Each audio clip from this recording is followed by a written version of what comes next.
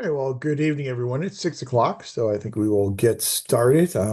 Looks like most of us are here. This is a very large cohort. I think we're well over 40, something like 45 or 47 or something like that. So, um, kind of unusual for us to be as large as we are, but we will certainly be fine with it.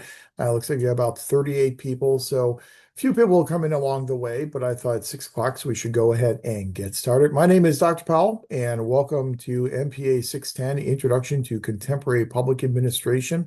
This is our first class session for this evening, and then we'll wrap up our term together the week of October 13th. So technically, our last day of our course is October 17th.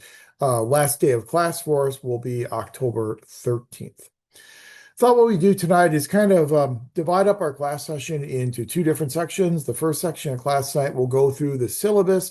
We'll talk about the course requirements, make sure that everyone's comfortable with the types of assignments we're doing, when we're doing them, how we're doing them, and most importantly, why we're doing them, and do all that in the first half of the class. And then we'll take a break. And then the second half of class, we'll get into our substantive information, talk about the idea of public administration, talk about public administration as a field of study versus public administration as a discipline, and kind of lay some of our foundational background for understanding some of the topics that we'll be covering then in future weeks.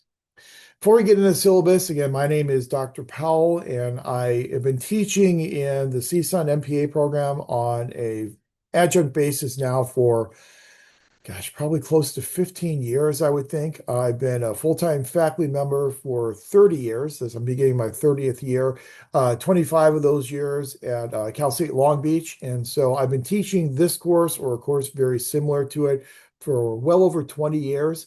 This course was redesigned, and I was one of the faculty members who redesigned it 2 years ago.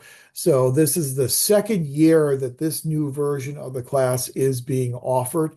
And so I think it's a great improvement over the previous version of the class and really gives you a great introduction to the field and the discipline of public administration, as well as exposing you to the evolution and the development of the literature and theoretical perspectives within the field of public administration. So hope you enjoy the class. I enjoy teaching it, and I think it's a really good comprehensive introduction to the whole field of public administration. Let's take a look at the syllabus, and then I'll talk about not only the content of the course, but I'll also talk about some of the expectations for the course as well. Our sessions are being recorded, so I record every one of our Monday evening sessions. I will then provide a link to the recordings no later than Tuesday morning on our Canvas site. So if for some reason you want to review some of the information we cover in our Monday session, you can always do that by watching the recording. Since we are doing a recording, I take privacy very important, and so I do not require you to have your cameras on. Some other instructors do. I do not, just for the sake of privacy. You're welcome to have your camera on if you would like, but you are not required to in my class. Also, for a privacy type of protection, you don't have to put your entire name in the session. One thing that is helpful to me, though, is if I can identify you with the roster, meaning that what I will do is after each of our Monday sessions, I will get the report for the session that lists everyone who attended to the session. I just need to be able to know that you're in the list of names I get, that they match up with the roster, if that makes sense, just so that it can provide you with the attendance points for being here in our Monday evening session. So just, try and make sure that whatever name you have here in your little box in Zoom, that gives me an indication of who you are on the roster, just so I can make sure that I give you the points that you earn by being here.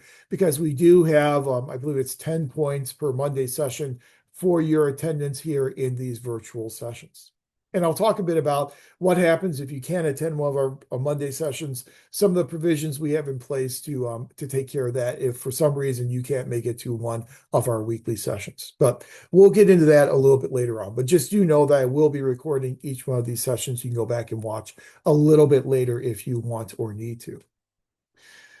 My contact information is here on the syllabus. Hopefully, everyone can see my screen. The phone number on there is my personal cell number. I am much better responding to email than I am to voicemails. So, the best way to contact me is via email. My email is there on the syllabus, or you can also email me directly through our Canvas site. And so, if you haven't done that yet, when you go to the inbox on the left side of your Canvas site once you're in the class, you can click compose and then you can send an email directly to me.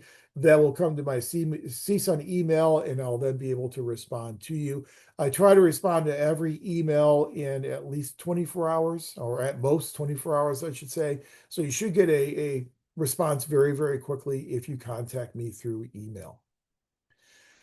Now, the syllabus has been available up on our Canvas site for quite a while now, and so I've made a few small changes to it here and there, but I hope you've had a chance to take a look at it already. I don't want to spend our time going through every single small detail on the syllabus, but I really am a very big believer in our first night together that we really do clarify what the course is, what we're trying to accomplish in the course, the types of assignments we're doing in the course, when they are due, and why we are doing them. So I do think it's important we spend at least the first half of the class going through the syllabus and the course requirements. The course description is there for you on the syllabus. This is the description of the course that comes directly from the university catalog. So this is not something that I wrote. It's directly from the catalog. But you'll see that the description provides you with a pretty good overview of the course. What we are doing in this course is we are looking at public administration, paying particular attention to things such as intergovernmental relations, how different levels of government interact with each other in the production and provision of services and public goods. The challenges of these interactions in terms of having jurisdictions that overlap with each other. One of the things we will emphasize in this course is the idea of governing networks. It is very uncommon today to have a program or a policy that is delivered by one singular public agency. Typically, programs and policies tend to be delivered by a network of different governing organizations. And so, whenever you have a lot of organizations working together, sometimes they end up working against each other as well. So, you've got a lot of those jurisdictional types of challenges. And we'll talk about what that means for public administration. We'll talk about ethics. It's very important for you, once you are done with this course, to have a good working familiarity with public service ethos and ethics. What does it mean to be working in the public sector when we are managing public money and managing public resources? We oftentimes have access to information that could potentially be used for personal gain. So how do we avoid that from happening and make sure that everything that we do and how we use our resources, that all that is geared toward the public interest and serving society? We'll look at leadership, and specifically collaborative leadership in public and nonprofit organizations. What are good leadership strategies? How do we train leaders to exhibit those types of good leadership strategies? How do we manage our resources in the public and nonprofit sector? Resources in terms of human resources, as well as resources in terms of financial, fiscal resources. We'll talk about how we study public organizations and the evolution and the development of different theoretical perspectives on how we study organizations. We'll talk about the role of public administrators in policy, in the formulation of policy, the implementation of policy, and the evaluation of policy. We'll talk about the interface of members of the public service and members of the community, and how we can avoid some of the problems that bureaucratic organizations have encountered when they develop too many rules and regulations, and when they develop these walls and these barriers between the organization and the public that that organization is supposed to be serving. So just an idea of some of the issues and some of the topics that we'll cover over our next 8 weeks together. During the course, we will compare market-based approaches and more traditional bureaucratic approaches to public administration. What we have seen in recent years in public administration is more of a movement toward market-based approaches, where we are using some similar approaches to what we see used in the private sector. And we'll talk about some of the limitations of some of those market-based approaches when they can and when they cannot be used. Again, this is from the university catalog. And so the compare and contrast, that's one of my little pet peeves. Contrast is subsumed within compare. And so if I was writing this description, it would be will compare instead of compare and contrast. But that's just one of my little pet peeves when it comes to grammar. Significant attention will be paid to the numerous challenges facing America's large and diverse metropolitan areas. And so we'll talk about the idea of urban governance and some of the unique situations we encounter when we are engaged in urban governance as compared to being engaged in governance in more rural areas. And we'll address the issues and review the new strategies to improve public governance through effective public management and community engagement. One of our goals in this course is to provide you with the information that you can then use to hopefully go back to your organizations or to organizations that you will work in the future, and to have the strategies and the skills that you need to try and make those organizations as effective as possible. We'll talk about different indicators of effectiveness and different models of organizational effectiveness and how we can implement those models in our organizations. It's probably a good time now, before we get into more of the syllabus, to kind of let you know that the way in which I view a program like this is that this program kind of serves a duality of purposes. One, this program is an academic program. As an academic program, it means that we have certain scholarly expectations in terms of the way in which we communicate, the way in which we write, in terms of the way in which we critically analyze phenomena to develop reasonable solutions to practical problems. And so we really are taking kind of that scholarly academic perspective because it is a master's level program. But the duality is it is also a professionally oriented program as well, which means that our focus always has to be on that nexus between the theories and application.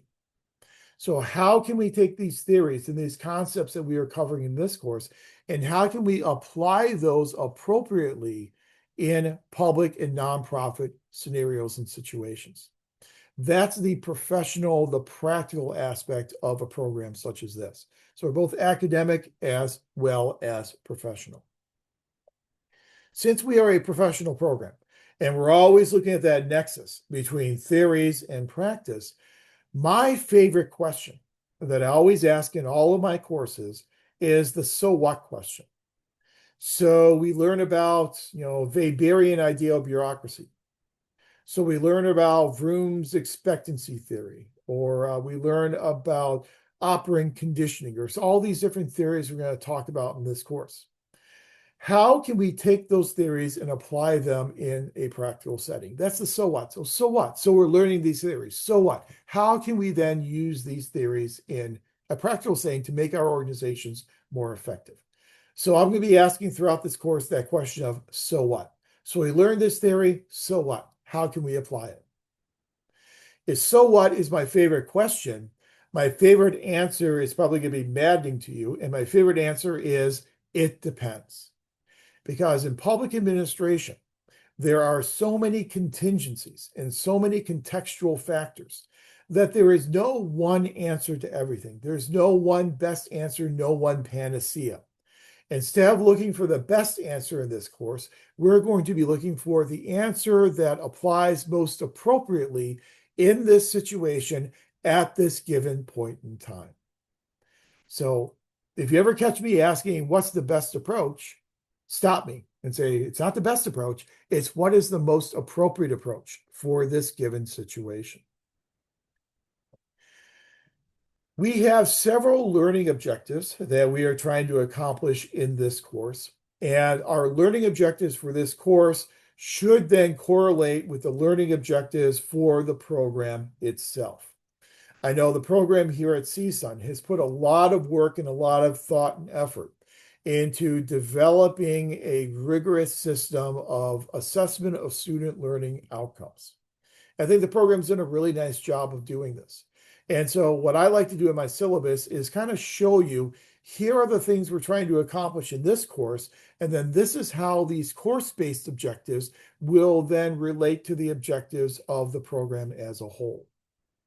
So here in this course, our first student learning objective, number one, is to demonstrate an understanding of the field of public administration and the unique roles of public and nonprofit management within the context of the American political system. All the work that we do as public administrators is being done within public organizations. These public organizations are governmental organizations. They are rooted within our system of American government. So it's important for us to understand the processes, the concepts, and the principles and the institutions of American government to understand why we do what we do as public administrators. Also, very important for us to understand that there is some uniqueness to working in the public sector. And we'll talk about that. Actually, we'll get into that a little bit tonight. And some of the differences between public service versus private management. And so hopefully you'll come away with this class with a knowledge of what those differences are and how working in the public sector is kind of unique here in our system of American government. That student learning objective correlates directly with program learning objective number 3, which is to identify, formulate, and address complex administrative issues. One of the themes that will come out of tonight's class, as well as this entire course, is the complexity of public administration. Our second student learning objective is to identify differences between public and private administration and how these differences influence the actions of public administrators. You'll be reading articles such as the Graham Allison article, Public and Private Organizations. Are they fundamentally alike in all unimportant respects? So what are the similarities versus what are the differences between public and private sectors? And what do those similarities and differences then mean for us as we are leading and managing public organizations? That student learning objective, that course learning objective number 2, directly correlates with program learning objective 2 to collaborate effectively within organizations with policymakers, community members, and other key stakeholders.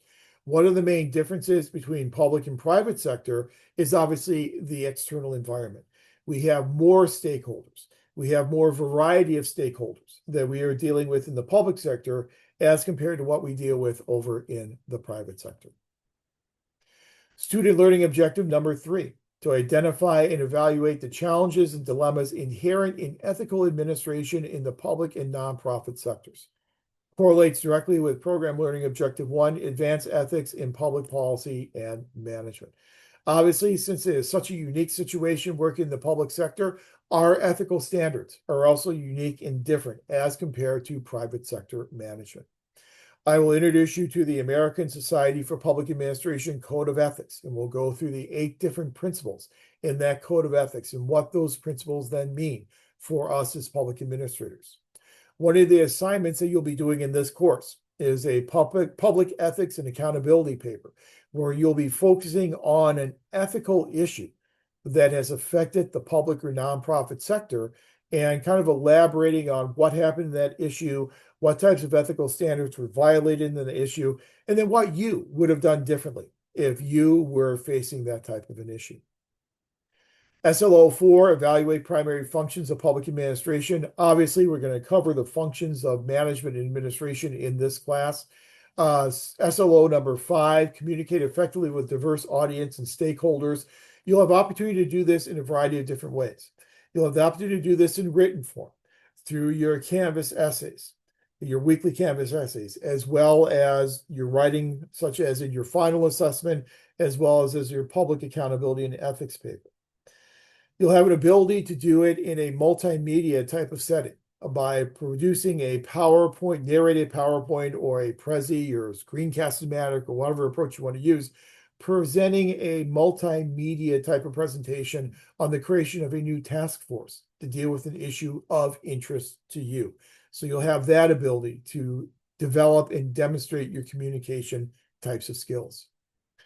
And then number 6 is to utilize peer-reviewed sources appropriately to communicate with diverse populations in culturally sensitive ways. Correlates with PLO number 2, collaborate effectively with organizations, policymakers, community members, and key stakeholders.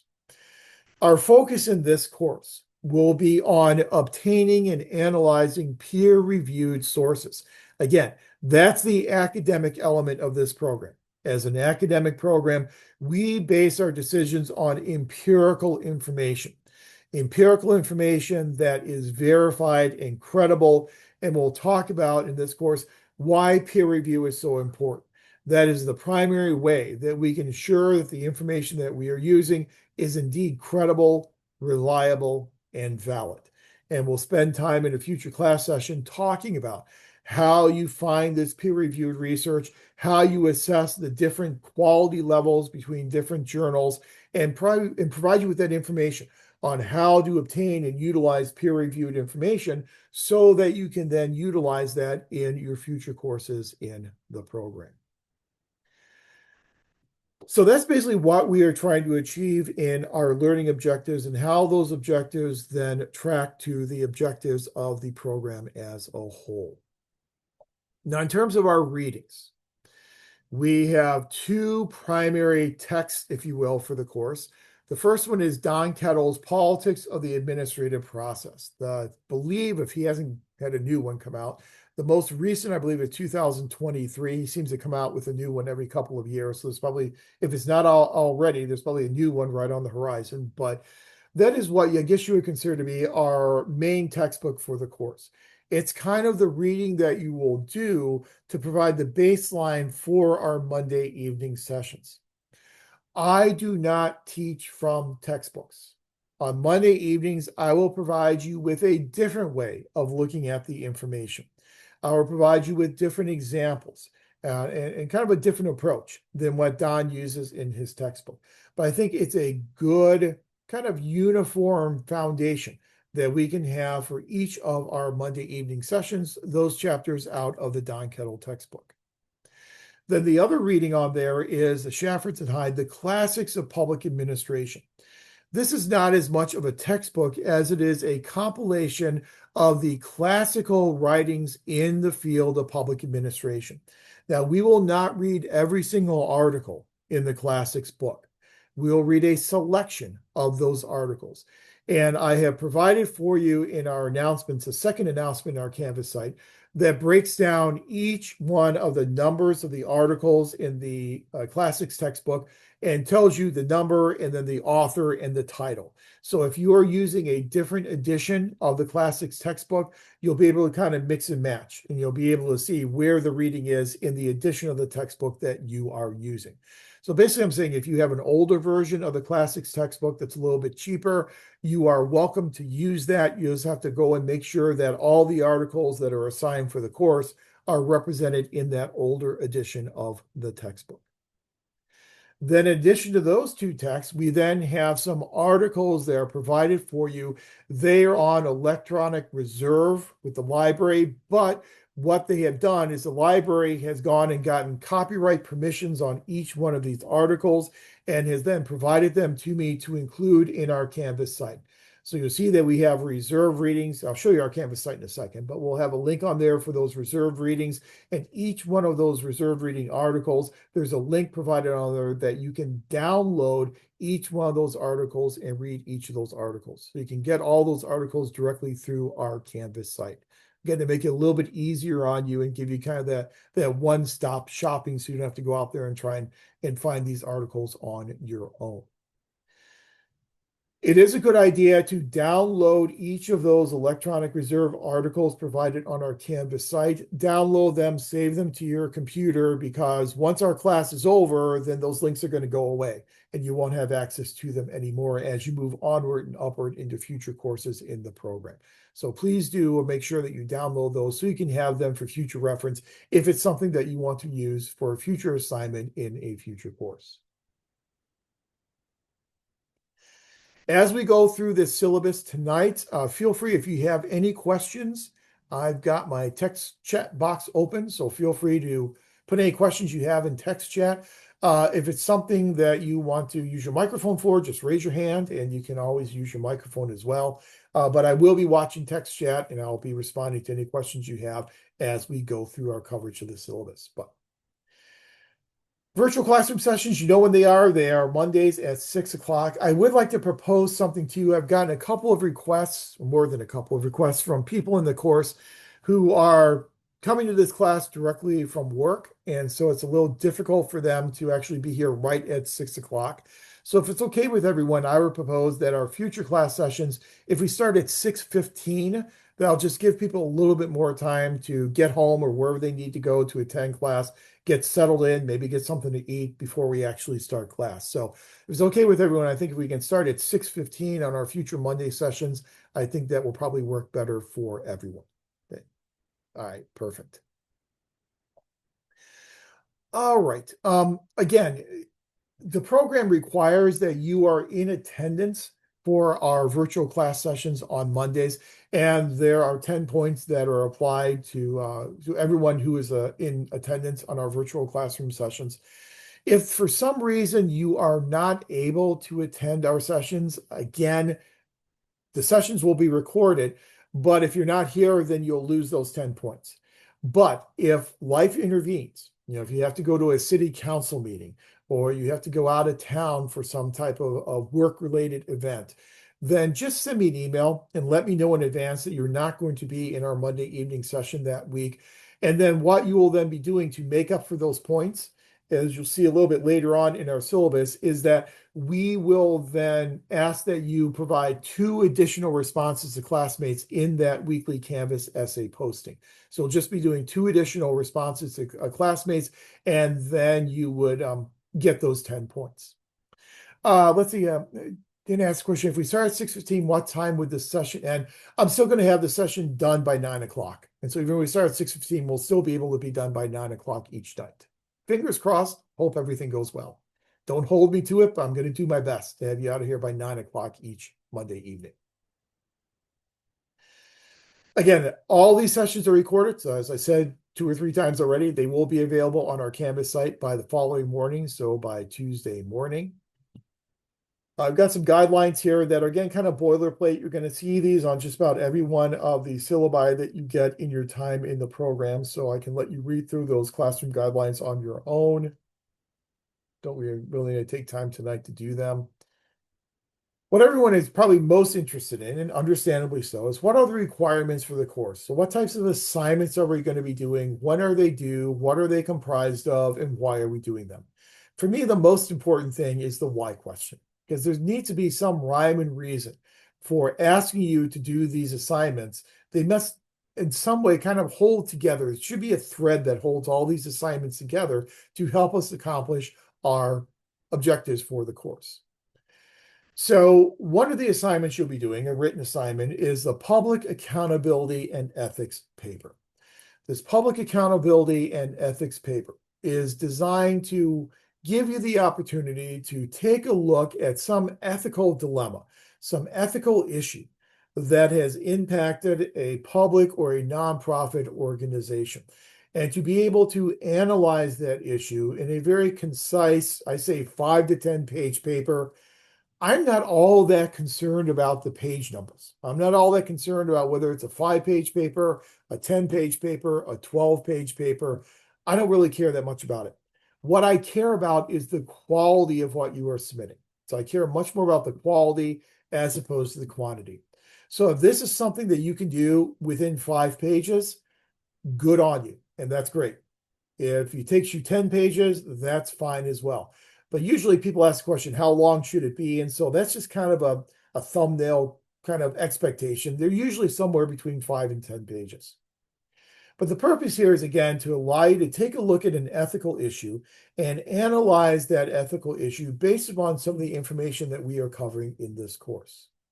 You can see the 2 course learning objectives that are aligned with this assignment, as well as the program learning objective. I won't go through that with you, but you can see all that listed there for you. But the purpose of the assignment is to afford you the opportunity to explore a modern day ethical issue. You'll have the opportunity to describe the issue, the types of accountability involved, how the issue was addressed and how the student would have addressed the issue. Now, there is no lack of ethical dilemmas and examples of ethical violations that we can choose from, whether it be the very classic situation with the city of Bell here in Southern California, or ethical violations by a member of Congress or by a member of the state legislature, or reported kickbacks in terms of contracts that have been awarded or contracts that have been awarded not in compliance with public contract code. You name it. There are ethical violations and examples of those that you can find everywhere. What I am asking you to do is to select one of those issues that has been covered in the media. And in your paper, I want you to do four different things. The first part of the paper, I want you to describe the issue to me. What happened in the issue and who is involved in this ethical issue, this ethical violation? So this involved members of city council, this involved the city manager, who's involved, and describe the problem to me. Number two, then describe what types of accountability were involved with this issue. And during the course, we will talk about types of accountability such as fiscal accountability, process accountability, and policy accountability. So is this a problem that dealt with money, that dealt with resources? Someone embezzling money would be fiscal accountability. Is it something that affected process accountability? And the way in which we were implementing a program was done in an unethical way. So it dealt with the process of actually implementing the program. Was it more a problem with policy accountability that really gets to the heart of the design of the policy, that it's designed to benefit, maybe relatives, or designed to benefit close business associates? So what type of accountability, fiscal, process, or policy? And an important note here is that they are not mutually exclusive. You can have an issue that deals with both fiscal as well as process accountability. You could have an ethical violation that deals with all three different types of accountability. So what types of accountability are involved? Third thing you'll talk about in the paper is an analysis of how the issue was addressed and by whom. So who addressed this issue and how was it addressed? So is it addressed by having the state government come in and, through some type of legislation, he had to try to clean up this problem? Or is this something that was addressed through the courts and that someone sued because of this ethical violation? And who is involved in dealing with trying to address this ethical violation? And then the fourth part of the paper is something I'm really interested in. How would you have addressed this ethical violation, this issue, and why would you have addressed it in the way that you say you have addressed it?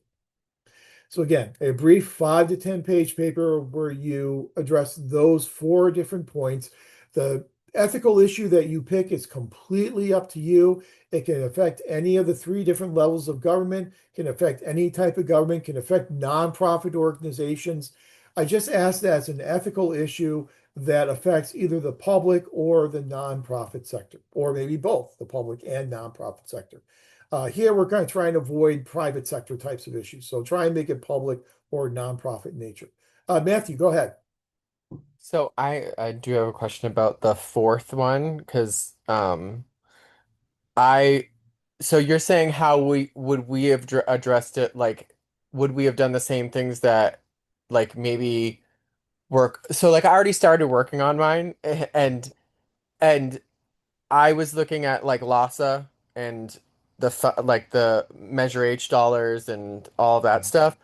When you're asking for a description of how we would address it, are you saying like the same way that it got addressed, like it went to the court, or are you saying how would we prevent something like that go if we were like, say I was Lhasa, and how would I go about making sure that this didn't arise going forward? What things would I have implemented within my policy and public administration to not allow an issue like that happen? Is that what you're asking for? Are you asking like how would I have addressed the issue after something like that would have happened? Yeah, the why you said the latter. How would you have addressed it to prevent it from happening again? So Okay. if you were in that position, what we have done to make sure that this doesn't happen again? Okay. All right. Yeah. Thank you for that Mhm. clarification. Sure. Yeah. And again, the choice of issue is completely up to you. I leave that to you. If you would like to, as you're thinking about these issues, if you find an example of an ethical violation that you think you would like to use and you're not sure if it would work, just send me an email and just give me a little description. Say, this is the ethical issue or the violation that I want to focus on.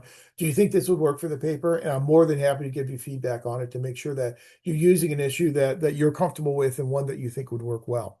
Um, you're allowed to use something from your organization if you want to. I know that's very sensitive and can be very touchy. So you are not certainly required to use something that you have close proximity to. It can be anything that you are interested in. Matthew, go ahead. Sorry, one other question I had was in regards to, because I think you're about to get to it, like the 10 peer-reviewed reviewed scholarly sources. Mhm. On top of that, though, we should also make sure that we're citing the newspapers and the media sources from where we're getting the stuff so that we knew about the issue. Because that was another thing that I was kind of having if difficulty at first. I was really trying to find to see if there had with everything that's happened over the like even like the last 5 years with since Measure H dollars had been given to Lhasa, were there any types of studies done specifically on that? And the only closest thing I could find was like COVID funding, because there was a lot of fraud within that. But I couldn't find anything specifically with Lhasa. So I had to like revert back to like using LAist and other things that did have actual like like they looked up Judge Carter's um audit that was done, stuff like that. So like there's actual, factual stuff there, but I could only get that stuff and I just wanted clarification on that. So we should have both of those types of things in the paper, but we have to have at least 10 things um that from a scholarly source that basically says, okay, we understand it, and this is coming from a study of maybe how they might have addressed it differently or touching on either four of those sections, correct? Right. Exactly. So you're right. In terms of the specific issue that you're focusing on, that's probably going to come from news reports and things such as that. So yes, that's where you'll get information about this specific issue. For the 10 peer-reviewed scholarly sources, those will probably be a little bit more general in terms of, like you said, if this is an issue that affects grant funding, then your 10 peer-reviewed scholarly articles will probably look more at maybe fraud in grant funding. It'll be a little bit more of general because you're not going to find those peer review articles specifically on that topic that you are writing on. So that ethical issue that you're writing on, that information is probably going to be from more newsy types of sources, so to speak. So you're exactly right. Joy, go ahead. Okay, my question's a little bit more academic. So, as far as the writing the paper on that, the fourth part, we're discussing like what I would do academically. Do you want me to write it or want us to write it like reflexively in first person or more third person academically, still following APA?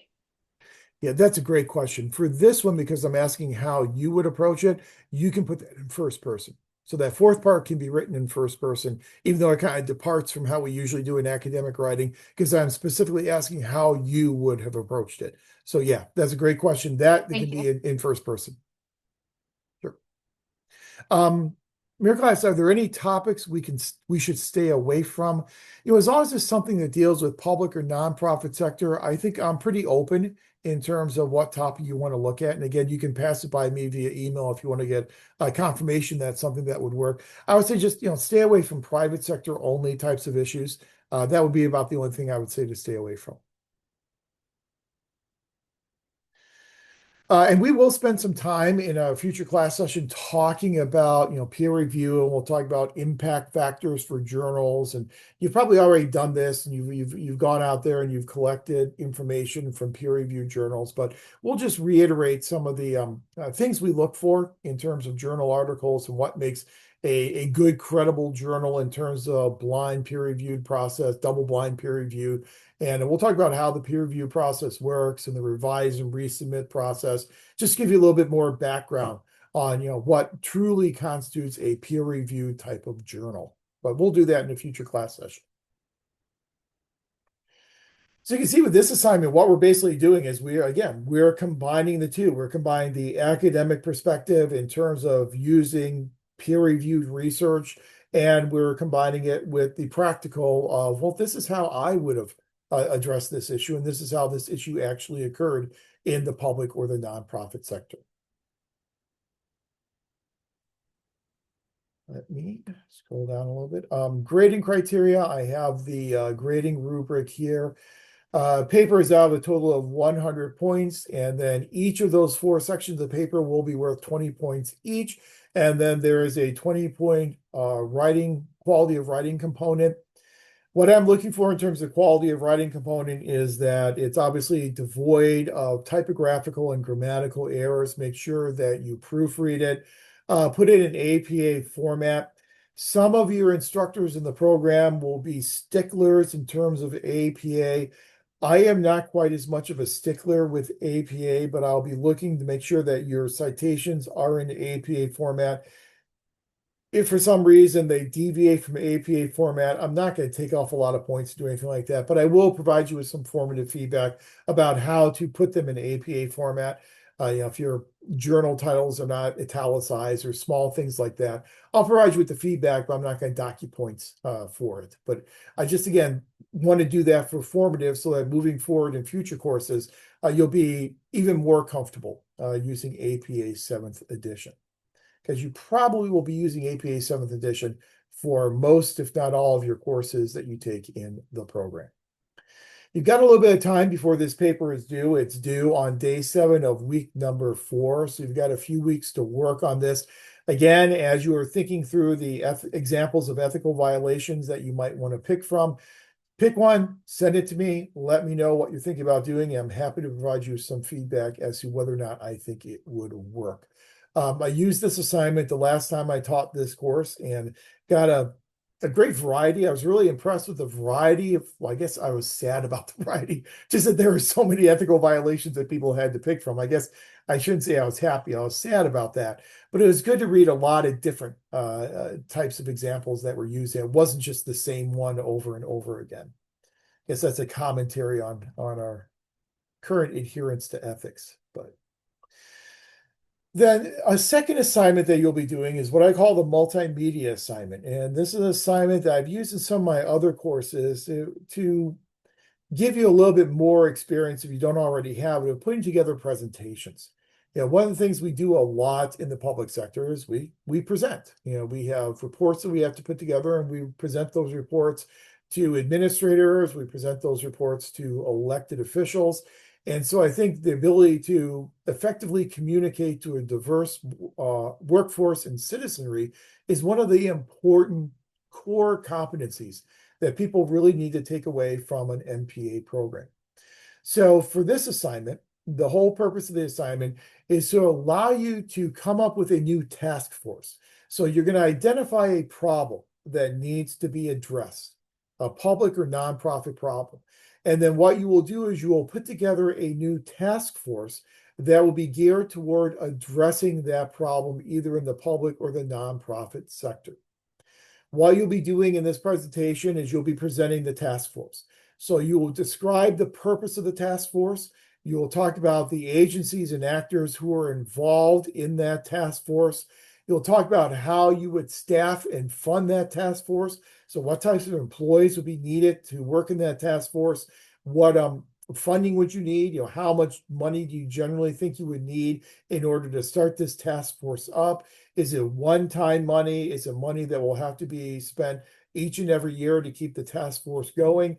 And how would you evaluate how effective this task force is at addressing the issue that the task force is trying to address? So this is your opportunity to be creative in terms of developing your task force. The issue that your task force is trying to address could be anything from homelessness and housing issues. It could be ethical adherence. It could be just about anything that is a problem that affects the public or the nonprofit sector. And then you're putting together a task force to try and address that problem. So specifically what the presentation will look at is the presentation will provide me with the purpose of the task force. So here's the name of the task force. Here's the purpose of why the task force is being created. The agencies who are involved in the task force, whether they be public, nonprofit, maybe a combination of the two. You might even have some private organizations that are involved in this task force as well. So who's involved in the task force? The roles of these different agencies. So who is doing what in terms of trying to address this issue in this task force? How you will staff the task force. So what types of positions will you need to fill and how will you fill those positions? And so, you're probably going to need a director. You're probably going to, need some professional staff, some line and staff types of positions. What specific positions do you think you will need, and how will you go about filling those positions? How will you recruit those positions? How will you fund the task force? So this is a task force that's going to be funded through appropriations. Are you going to have to get a line item in a city budget or a line item in a state budget? Or is this something you're going to fund through grants, and what types of grants and from where will those grants come from? And then how the effectiveness of the task force will be evaluated. So how do you know that the task force is being effective at addressing this problem or addressing this issue? Each of those different sections will be worth 15 points apiece, so a total of 90 points for those 6 sections, and then a 10-point overall presentation quality component. Now, in putting this presentation together, you can use whatever type of program you are comfortable with. So some people like to use Prezi, some use Screencast-O-Matic, some like to do a narrated PowerPoint, some like to do a Zoom session, record a Zoom session where they're going through their presentation PowerPoint slides and narrating them. Whatever you want to do, whatever you're comfortable with is fine with me. But what I am looking for is I'm looking for a concise presentation. You're thinking about this presentation in terms of your target audience is going to be someone or a group of people who have the ability to approve this task force. So you are really trying to sell this task force to these individuals. I want you to be realistic. Obviously, be honest about the task force, even if it has limitations. Be honest and realistic about that. But you're selling this to either administrators or to elected officials or whomever will have the ultimate authority to approve this task force. Try and keep it concise, because the longer the presentation, the more likely it is you're going to end up losing your audience. Elected officials tend to not like those long presentations. And when I served on a school board for several years, and I know when someone would come up with an hour-and-a-half presentation, uh, my colleagues were gone. They were gone mentally after probably about 10 minutes. So, once you get beyond that 10-minute mark, you're really going to start losing your audience. So try and keep it as concise and to the point as possible. 5-10 minutes usually works pretty well. Whatever you need in order to cover those 6 points. Matthew.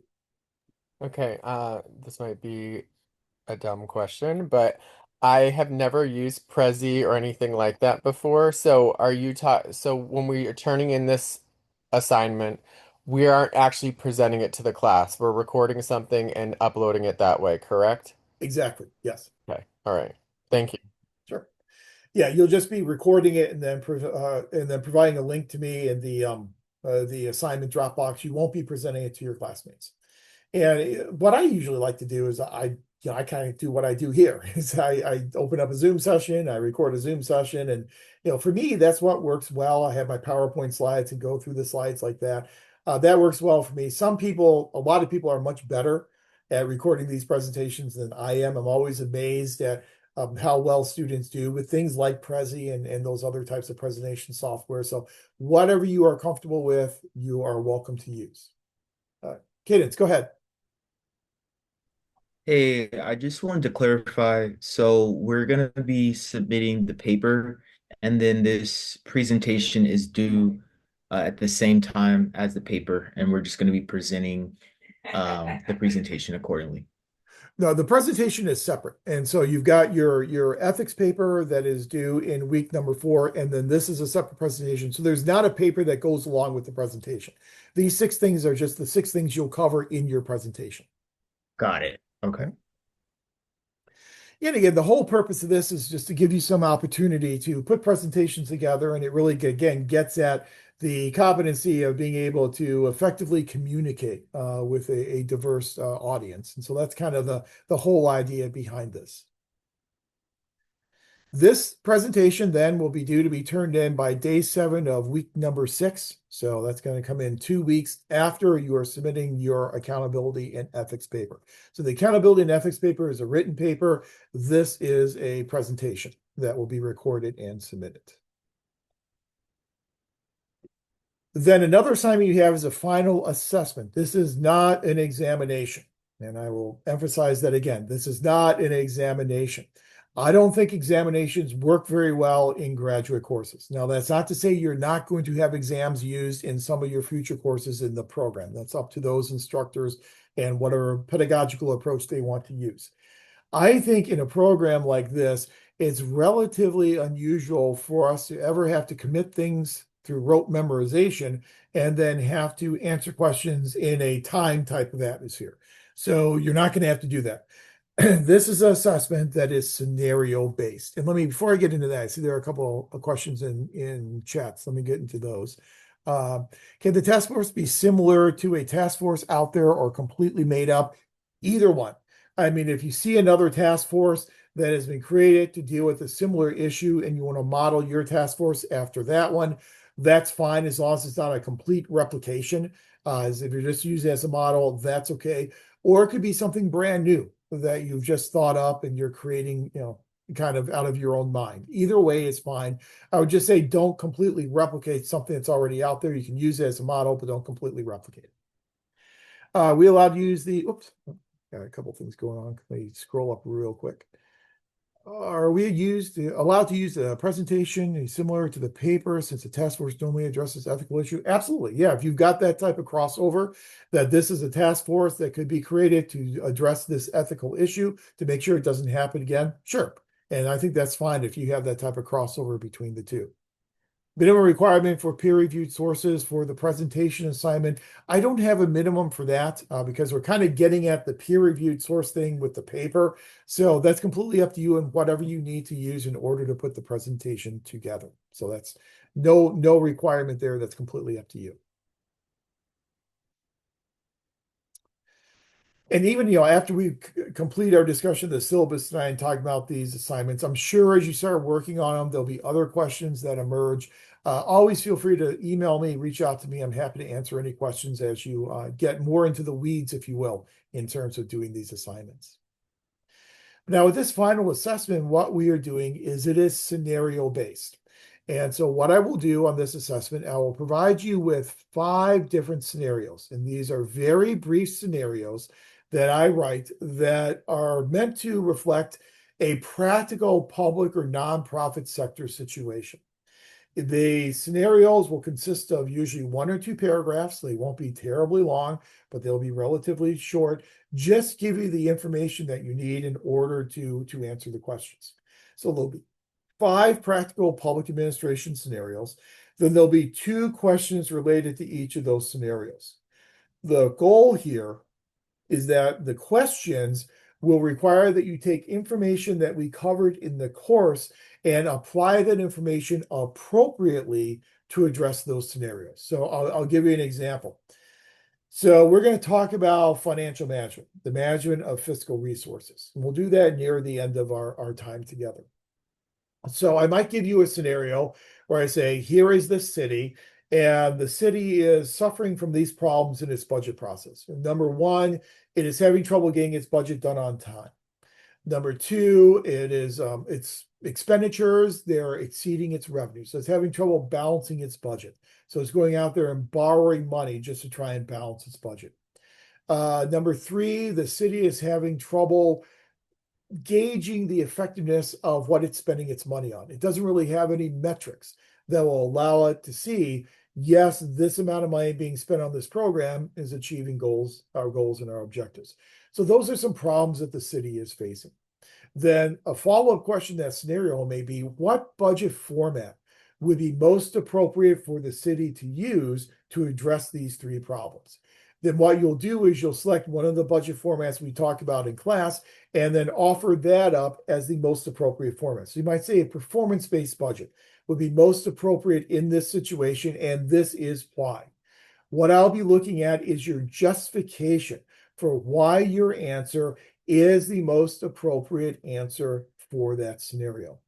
What we're emphasizing here is we're emphasizing the idea that there is no one best solution, that you're not giving me what I would consider to be the quote unquote right answer. There could be multiple right answers.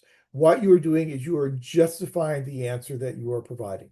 So there'll be 5 different scenarios, 2 questions related to each of those scenarios for a grand total of 10 questions on the final assessment. Your answers should be concise and parsimonious. This is public administration after all, and we know that we don't write in public administration the way we would do in an English or a history course. We are much more parsimonious, we are much more concise, and we are much more to the point. So each of your answers on the final assessment to each one of those questions, 1 to 2 paragraphs would certainly be enough to suffice. You will have 2 weeks to work on the final assessment. So this is not a timed examination. I will make the final assessment available to you 2 weeks before it is due. You'll have those 2 weeks to work on the final assessment. You can use all the information at your disposal to answer those questions, whether it be information from what we cover in our Monday evening sessions, whether it be information from the classics text or from the Kettle textbook. Any information that is provided to you in the class, you can use any of that information. You do not have to go out there and do outside research to answer these questions. This is meant to be an assessment of what you have learned in the course and how well you can then appropriately apply this information to practical settings in the public sector. So that's what we call our final assessment. Again, it'll be available 2 weeks before its due date, and it's kind of like an open book type of approach, in that you can use all the information presented to you in the class. I missed one comment in text, or one question in text chat. Possible to approach a city and ask them if we can work with them to resolve existing issues as a graduate student. You can, as long as you're not going out there and interviewing and collecting information that will require IRB approval. If it's just something you're offering up some help to an agency, I'm sure there are a lot of agencies that would be more than willing to accept that type of help. So as long as you're not doing any type of formal research that would require IRB approval, I don't see any problem at all with that. I've got the grading criteria here for the final assessment: appropriateness, the analysis, your ability to utilize those core concepts and topics to develop answers to the prompts, and quality of writing. Because you do have 2 weeks to work on this, I am hoping that this is something that will be well written, that will be proofread, that will be devoid of typographical and grammatical errors. So think about it as you're kind of writing a paper, and so make sure that you do proofread it. Any information from the text, would you want us to cite that in the final assessment? Yes, if you're using specific information from the textbook, then yes, you should cite that information as you would normally in APA 7th. Anything that you're getting in terms of what I say to you on Monday nights, that's all fair game. So don't worry about citing me and what I say in our sessions together. I don't care about that. You don't have to worry about it. But if you are getting specific information from the textbook, you should cite that the way in which you normally would. Good question. That final assessment will then be due by day 7 of our last week together. I think I say day 7, it really is, I guess, October 17th. So the very last day of our official class, that's when the final assessment then will be due. Then we will be doing our normal discussion forum postings, and those will be done on a weekly basis. I believe we have 8 weeks, and so we have 8 of those that we will be doing. In those discussion forums, what we will do is I will provide you with a prompt, and you will then provide a response to that prompt. In addition to the response to my initial prompt, you will then also be responding to the posts of 2 of your classmates. This we're going to be doing on a weekly basis. Your initial post will be due by Thursday, and then your responses to 2 classmates will be due then by Sunday. And whenever I have due dates, the time is always 11:59 p.m. Pacific time. So at the very end of the day. So it's at the end of the day, not the beginning of the day.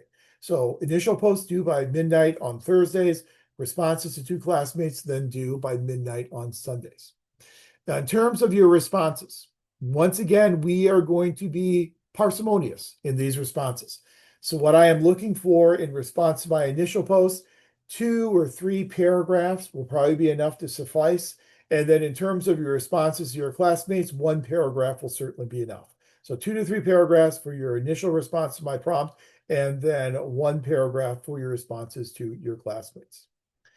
Now, I'm probably not going to provide a whole lot of feedback on these posts because, as you can guess, with 47 people in the class and everyone doing at least 3 posts per week, you can do the math. That's a large amount of posts that will be made.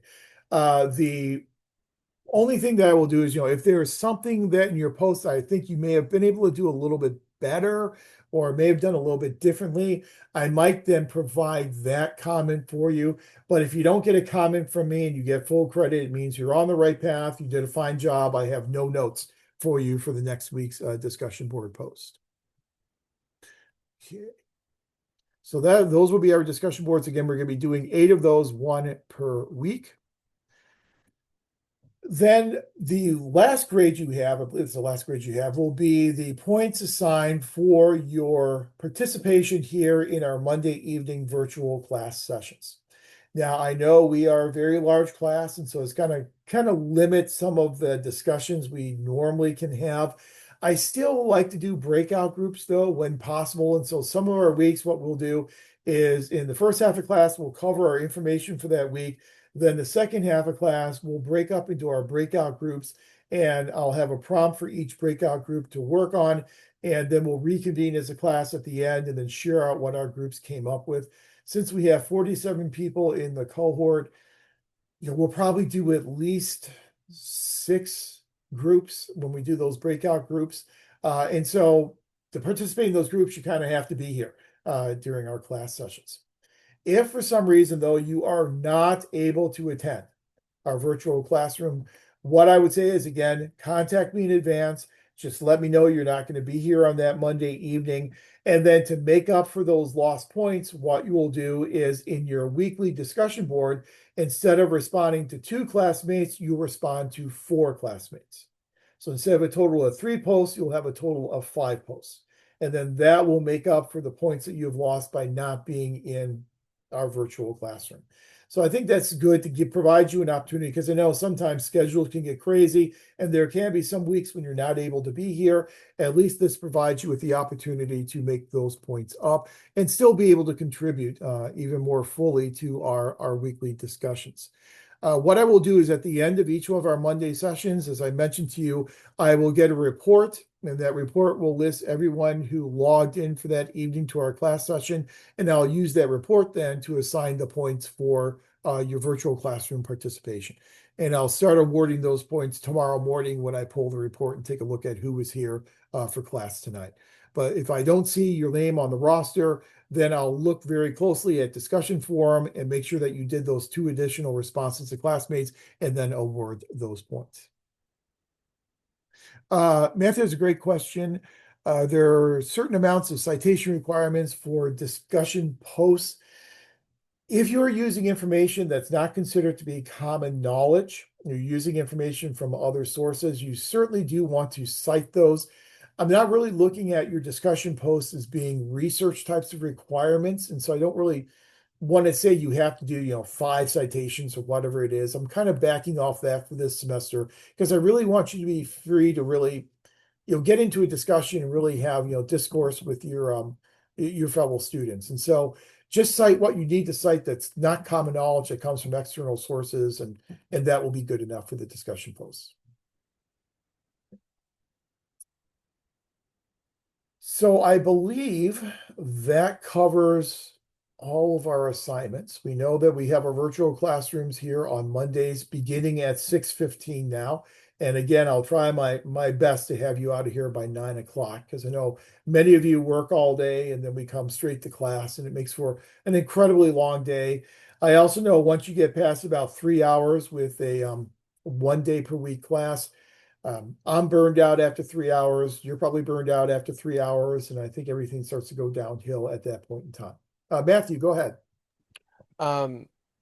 When we did the initial like when we joined for the MPA, I forgot what it was called, what it was called, but like a few weeks ago, the administrative um people had us meet together to go over like the core like the program itself, and they had brought up like Labor Day being on a Monday. They talked about possibly us having class on the following day on a Tuesday and said, is that what we're going to be doing for next week, or will we just be completely not having a class at all? Yeah, we will not be having a class on Labor Day. I actually teach a class on Tuesday nights, and so I can't have it the next day. But so we won't be having class on Labor Day, but that information that we would have covered on Labor Day, we will cover on September 8th. And so we're going to still cover all the same information. We just won't have a virtual session on Labor Day. Okay, thank you. Mhm. Okay, let's see. What else do we have in text chat? We have Monique asking, for discussion forum, will it be questions from the lecture or the readings? For discussion forum, you'll be using information primarily from what we cover in our Monday evening sections or sessions that will be supplemented by information from the readings. But the primary focus will be information that we cover primarily in our Monday sessions. Now, the exception to that may be number two, discussion forum number two, because we will not be having class on Labor Day, so that will be a little bit different. But for the most part, we'll be covering primarily information from lecture, supplemented by information from the books. So our course schedule, what we are looking at here in terms of our course schedule, we have tonight, obviously, where we are covering the syllabus, course requirements in the first half of class, and then second half of class, we will cover public administration as a discipline or a field of study. We'll ask the question, what are the characteristics of an academic discipline? And then do the characteristics of public administration match the characteristics of an academic discipline? We'll talk about the values of public administration and how the values that underpin public administration are usually more varied and oftentimes more difficult to accomplish than the values that we see in the private sector. We'll talk about the evolution of the study of public administration and how we look at public administrators and public administration today. We'll at least introduce the whole idea of old and new approaches to public administration and how those old and new approaches kind of differ from each other. So the second half of class tonight, we'll just kind of get started with our foundational background information on the study of public administration. Now, I know this is our first night together. You may not have had a chance to do the readings, and that's absolutely fine. I certainly understand that. So you're not at a disadvantage. But if you haven't done these readings yet, after class tonight, if you could take a look at those two chapters in Kettle, the articles number 5, 6, and 36 in Shafritz, and then the Meyer article, which is provided for you under the electronic reserves on our Canvas site. And those are the readings that pertain to what we'll talk about tonight. Again, if you haven't done them yet, no worries at all. Just when you have the time, please do take a look at those. The discussion forum for week number 1 here looks at public administration as a field of study or an academic discipline. Sorry about that. So this will prepare a discussion 3 to 4. It can be anywhere from 2 to 4. I'm not going to count paragraphs. Make it parsimonious, make it concise. Use whatever you need to use in terms of number of words and paragraphs to get your point across, but try and be as concise as possible, in which you identify ways in which our study of public administration has changed over the years. Would you consider today's study of public administration to be an academic discipline? Why or why not? And again, you'll draw upon information that we'll talk about in the second half of class tonight to form your response to that prompt. Then in addition to that prompt, you will then provide a response to 2 of your classmates. Usually about a paragraph per classmate is enough to get that job done. Week number 2, again, that is Labor Day, so we're not going to have a virtual session next Monday, but the topic will be utilizing peer-reviewed sources appropriately to communicate with diverse populations. So we're going to be looking at how we find reliable sources in public administration, how we use those sources to study phenomena in public administration, and how we then format and cite those sources. So kind of a little bit of background information on how to use peer-reviewed research.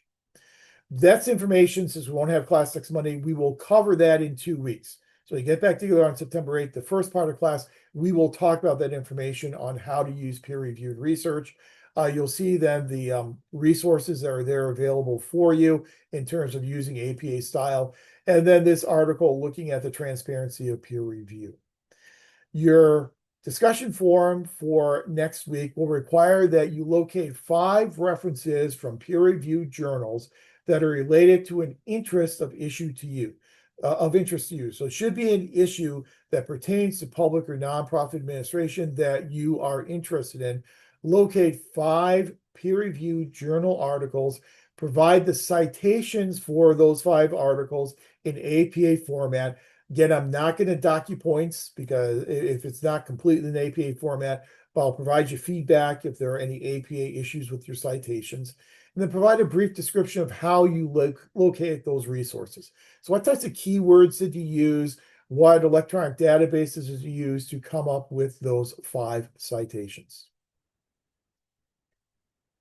September 8th, we will look at the issue of American government and the role of public administration in our system of American government. So we will look at the constitutional basis of public administration.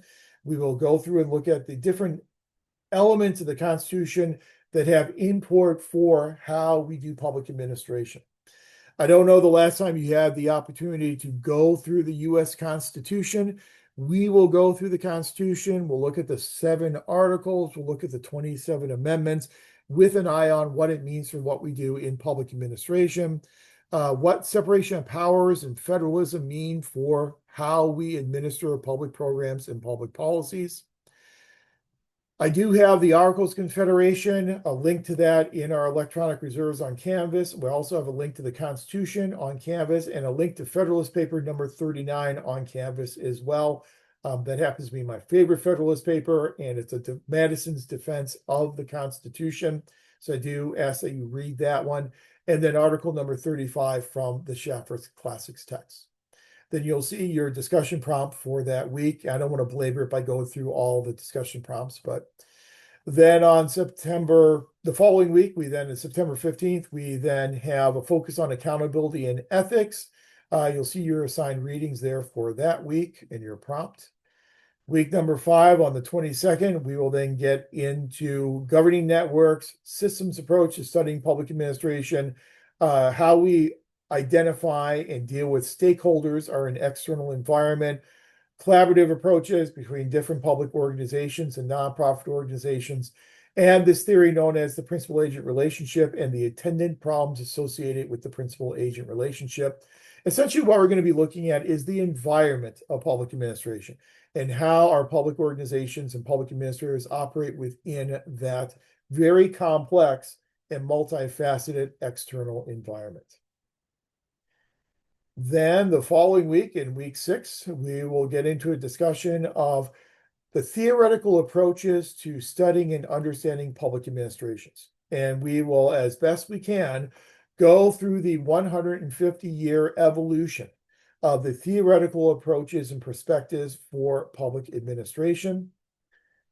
Then the following week, we will get into the management of resources, looking at human resources, how we manage people, how we do staffing, the influence of unionization on how we manage human resources, the management of fiscal resources, the role of administrators in policy analysis and program evaluation. Then after that, the following week, which will be our last week together on October 13th, we will get into some contemporary issues affecting public administration, things such as virtual and remote work arrangements, especially post-COVID, and how we moved everything online, and now we're starting to move everything back, and some of the implications of that for the work we do in our public organizations, managing diversity in public organizations, especially in light of some of the executive orders that we have seen over the past several weeks and months, how we motivate people by establishing and maintaining a work-life balance among our administrators, and some of the current and future trends and issues that face public administration. And that will then wrap up our time together. I see in text chat there is a question. Where do we find the peer-reviewed scholarly sources? That will be done through the library website. And I'll show you in our Canvas site in just a second. I have a document in there that's kind of a step-by-step how to get started in finding peer-reviewed resources using the university library. Now, I'll show you what that looks like and some of the steps you can go through in finding those peer-reviewed sources. Rest of the syllabus basically consists of kind of the boilerplate information that you'll see in all of your syllabi and all of your future upcoming courses. One thing I will mention, though, is now more than ever, instructors have been grappling with the inclusion of language on artificial intelligence and generative AI, and how generative AI can and should be used, if at all, in coursework. Now, the Cal State system has declared itself to be the world's first AI-empowered university system.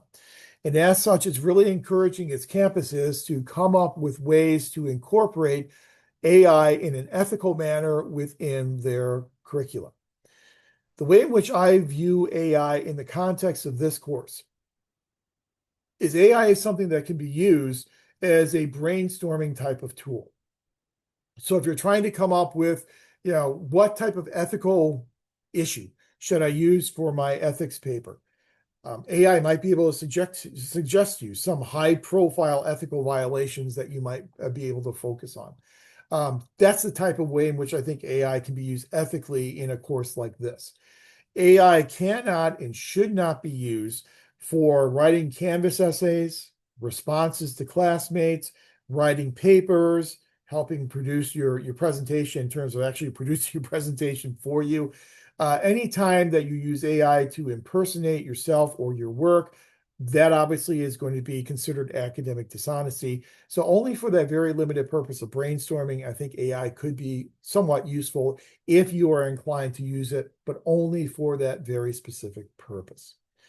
We're getting better at identifying and detecting papers and assignments that have been written primarily through AI. And so the Wild West days of a couple of years ago, where you really had no clue if AI wrote something, those days are kind of over. And so we can usually detect it pretty easily now. But just that as a quick mention in terms of AI, because that's something that I think that every instructor in every course is probably going to have to take into account. Let me share out with you. I'm going to have to share my screen. So I'll share out with you the Canvas site. So give me 1 second. All right.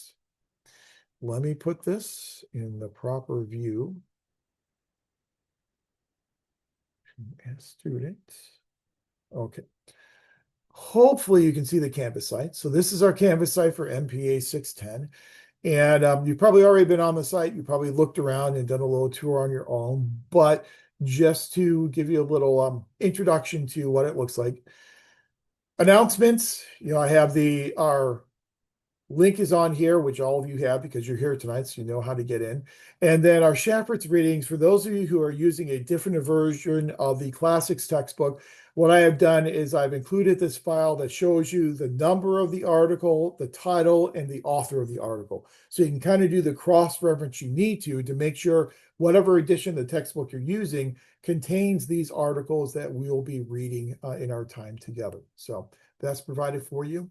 Then all of our information for each one of our weeks will be provided for you here in our module. So you got your syllabus there. Under course requirements, there's your accountability paper, your multimedia assignment, the final assessment for your discussion forums, then also links provided for you there. I will always give you our slides that we are using each week that will be provided for you in the relevant module. Here's where you'll go for your discussion forum to post your response to my initial prompt and then your responses to your classmates. You'll be doing that directly there. Here's what I was talking about here in week number 2. I provide for you a document which is a quick start for locating peer-reviewed articles. And let me show you what that looks like. It opens. There we go. Move some stuff around here. So this just, if you haven't used the library yet in terms of finding peer-reviewed articles, this is a real quick way to get you started doing it. The library website, where you can go for the library website, sign in with your student ID and your password. Signing in is important because that will then give you access to those full text journal articles when the library has access to them.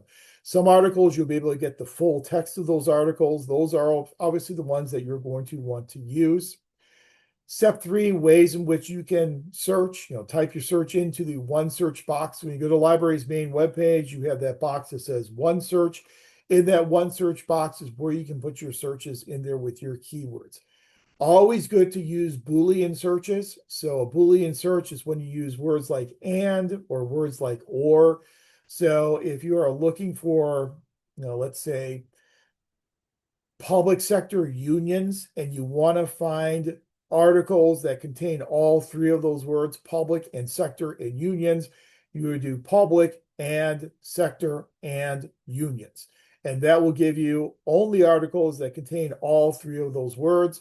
If you do or, that will give you, if you go public or agency or union, then it will give you a much larger field, because it will give you everything that says public, everything that says agency, everything that says union, even if those words are not contained, all three of them together. So Boolean searches are very good to use to help you narrow your search down. Once you get your initial list of articles that pop up for you, you then have to determine if those articles are in peer-reviewed journals. Now, you can click the peer-reviewed selection box there on the website that will only search for peer-reviewed journal articles. The only problem with selecting the peer-reviewed box is that what the system considers to be peer-reviewed may not be a high-quality peer-reviewed journal.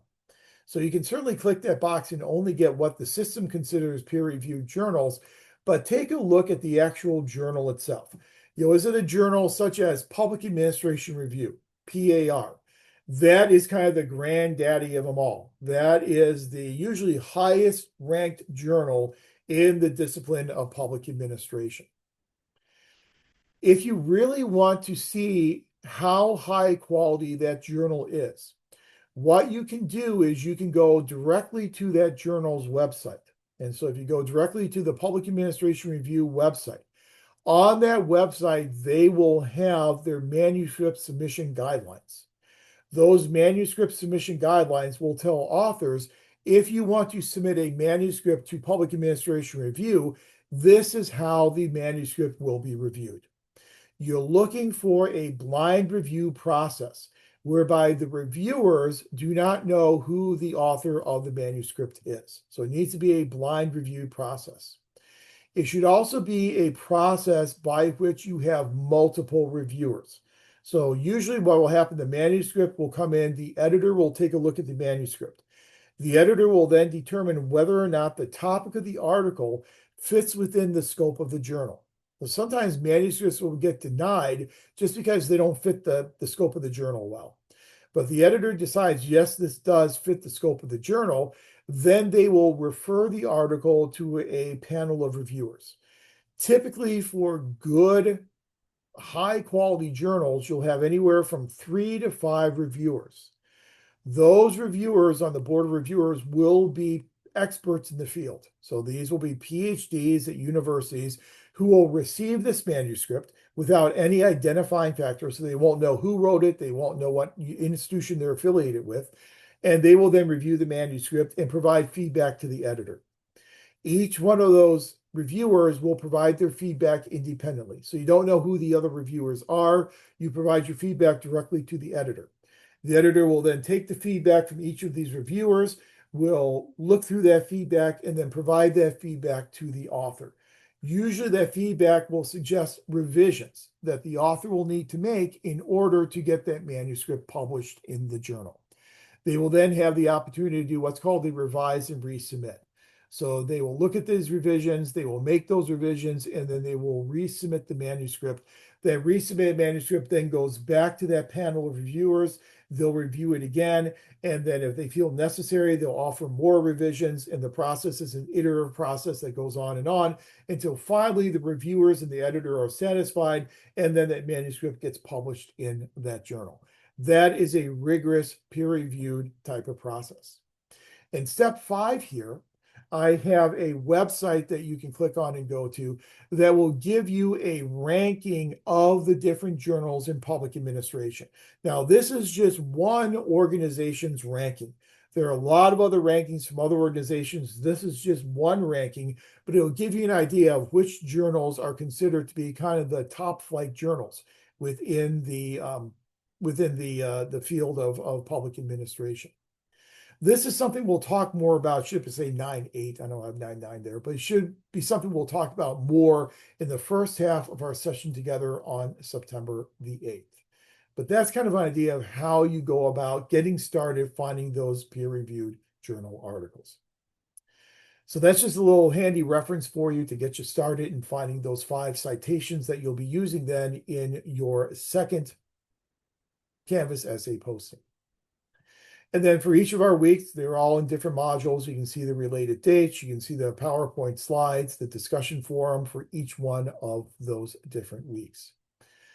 One-stop shopping for your assignments. You can click on assignments, and all the assignments are then listed there with their associated due dates, the accountability and ethics paper, the multimedia assignment, the final assessment. So those will all be submitted just by clicking on that link and uploading your papers and assignments directly to those links.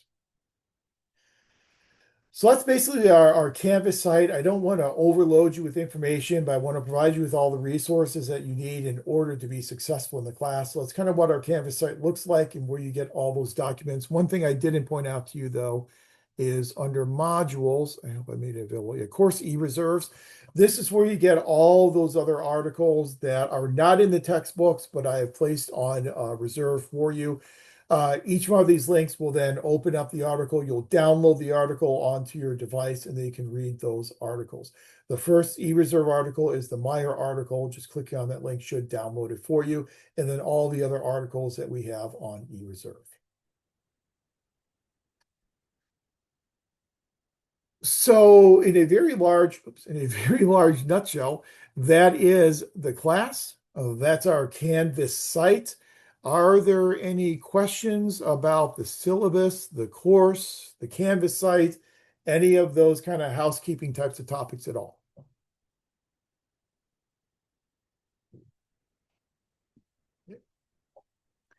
About ready for a break? Because I am. We'll call it 7:30. So let's go ahead and take a break. We'll take a break until, let's say, 7:45. Come back at 7:45 and we'll get into our substantive information for the evening. We'll talk about the field of public administration, what we'll be studying, and some of the differences between studying public as compared to private sector organizations. So hopefully I'll see you back here at 7:45.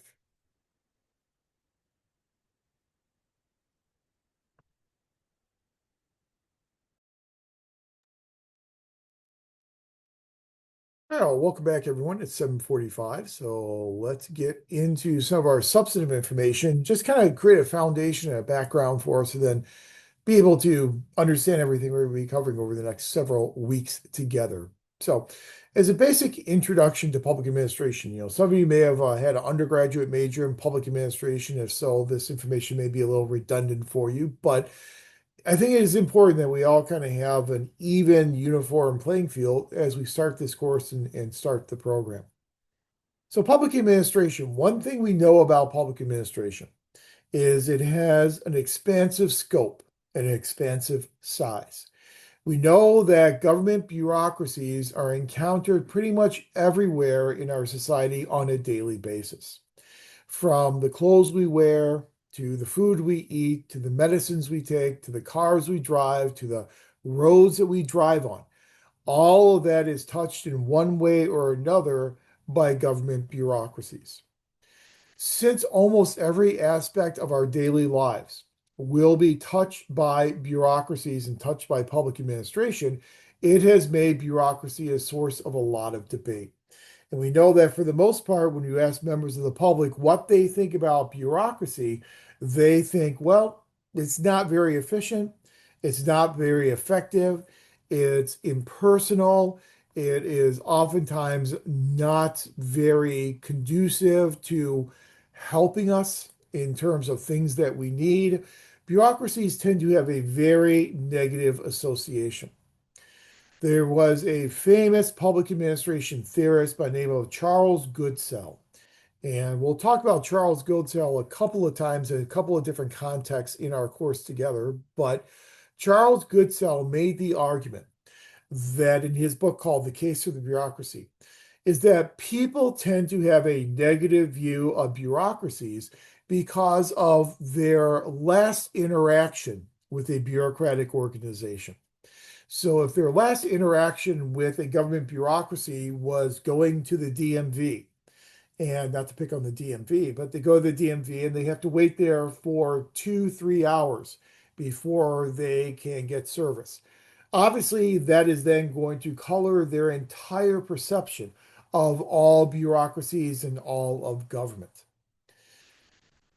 It's important, obviously, for bureaucrats to maintain a healthy relationship with members of the public because our connection to members of the public tends to be an indirect connection in terms of accountability. So when you look at the relationship in terms of accountability between members of the bureaucracy and individual members of society, the connective tissue tends to be elected officials. So members of the public elect elected officials, and those elected officials, through their oversight responsibilities, will then hold public administrators accountable for their actions. So our goal in public administration is to achieve administrative responsibility, whereby we can efficiently implement programs and policies while still being held accountable to elected officials. And by being accountable to those elected officials, we are then in turn held accountable to members of the public.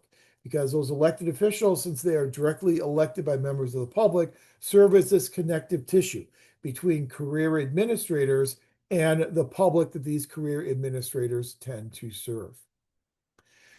So the study of public administration is very much the study of public bureaucracies. A bureaucracy is essentially an organization that is made up of the formal, rational system of relationships among people vested with administrative authority to carry out public programs.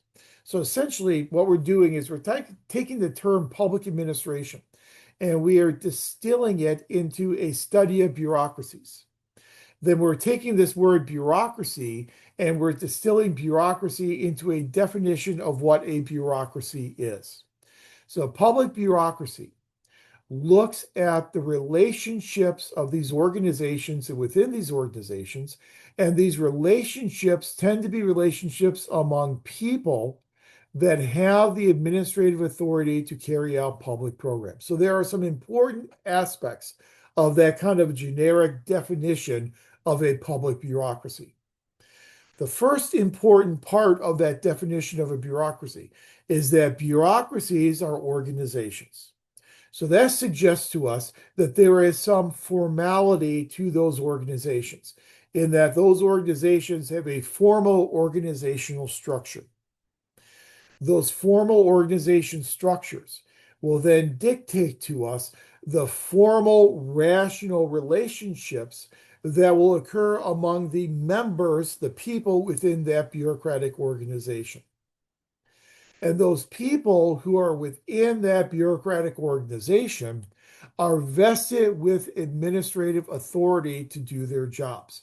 That idea of people, these public administrators, being vested with administrative authority is a very important distinguishing factor between a public administrator and someone who works in the private sector.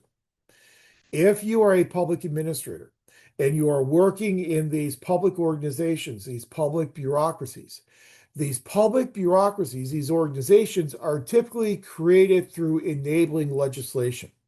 So they'll be created through enabling legislation passed by Congress or at the state level passed by a state legislature. Since they come into the existence through the passage of law, they have this type of authority, this legal authority that oftentimes private sector corporations do not have. If you are an entrepreneur and you want to start up your own company, you start your own company. That company obviously will be under the auspices of certain government regulations, but it's being created by this entrepreneur, this founder of the company. Whereas the public organization is being created through legislative action, through law. Whenever you have organizations that are created through law, that law then provides a coercive power, a coercive authority to those organizations. The question we then have in public administration is how do those public administrators who work within these public organizations, how do they exercise that coercive power over citizens in an efficient and effective manner to the betterment of those citizens? So it's that coercive power that really does set public organizations apart from their private sector counterparts. So in public administration, we are at its very heart studying public organizations. The problem is, again, this negative view that people have and they associate with bureaucracies and public organizations. People feel that bureaucracies are too inefficient to accomplish anything that benefits them as individuals, while at the same time being populated by administrators who are all too efficient users and abusers of their coercive power. So it's kind of this weird dichotomy that people feel that administrators are very efficient at abusing their power, but the work they do in their organizations makes their organizations inefficient and ineffective at serving the public. So you kind of get the worst of both worlds in terms of how people perceive of these bureaucratic organizations. But it's very hard that is what we are studying in public administration, how to make these bureaucratic organizations more effective and more efficient for the citizens that we are serving. Now, despite this major theoretical difference in terms of the coercive power of public versus private administration, public administration as a field of study continues to suffer from what we call a crisis of identity. It is oftentimes difficult for public administration as a field to set itself apart and distinguish itself from business administration, from private administration. When you get an MPA degree and when you tell family and friends you're going to graduate school, and they say, oh, great, what are you going to graduate school for? I'm in an MPA program. I would say probably at least half of them will say, oh, an MBA. No, not an MBA, an MPA. Because oftentimes people know what an MBA is, but they don't know what an MPA is. When people ask me, what do you do for a living? I say, I'm a university professor. Oh, what do you teach? I teach in an MPA program. What is that? Well, what do you teach? So it's kind of difficult for us to really distinguish ourselves among the public between public and private administration. And that's kind of our crisis of identity. You see this crisis of identity play out very prominently when you look at the theoretical perspectives that have been developed to study public organizations. Oftentimes, those theoretical perspectives find their genesis in the world of business. People like Frederick Taylor in scientific management came directly out of the School of Business. A lot of our theories, things such as quality management, comes directly from schools of business. So a lot of these theories really began in the private sector and have then been tweaked and modified to apply to the public sector. So sometimes it's hard for us to stand up and say, we are indeed a separate and distinct field of study. However, I think there are two main characteristics that really do set us apart from the private sector. One characteristic is, again, what we mentioned on the last slide, the role of public authority. That our organizations, our programs and policies are created by elected officials. They are created by enabling legislation by law, which then bestows upon administrators and organizations legal authority to carry out actions. Private sector corporations typically do not have that same type of legal authority. And then the second major distinguishing characteristic are the organizational processes that we use in the public sector as compared to what's used in the private sector. So in the public sector, our organizations are staffed by career civil servants. In the private sector, our corporations are staffed by at-will employees. Career civil servants have career civil service protections. They can only be dismissed for cause. At-will employees can work at the at-will of the corporation, so they can be dismissed for pretty much any reason that the corporation wants to dismiss them. So that's a difference in our organizational processes. How we hire people is different between public and private sectors.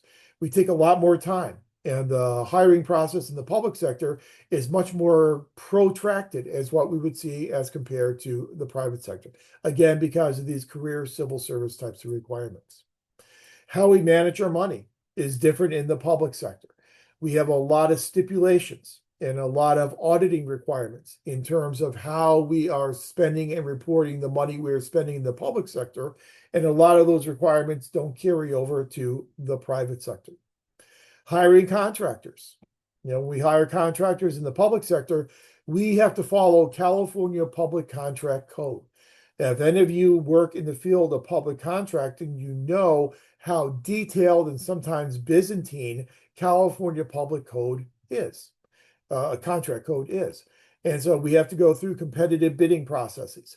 If the project that we are bidding is over a certain amount, a certain threshold amount, and those threshold amounts will differ depending upon the type of government that we are working in. If we have to go through a competitive bidding process, we are going to have to put out an RFP. We're going to have to then solicit sealed bids. We're then going to have to open those bids at a public location at a publicly announced date and time. Those bids, once they are open, are then open to review by the public. Contractors who do not receive the contract can then issue a bid protest and protest the process. Those are all things we have to go through in doing public contracting. Private sector, you can pick your contractor and just go with your contractor. You want to redo a bathroom, you pick a contractor and go with that contractor. So there are far fewer requirements. And so that's a different organizational process.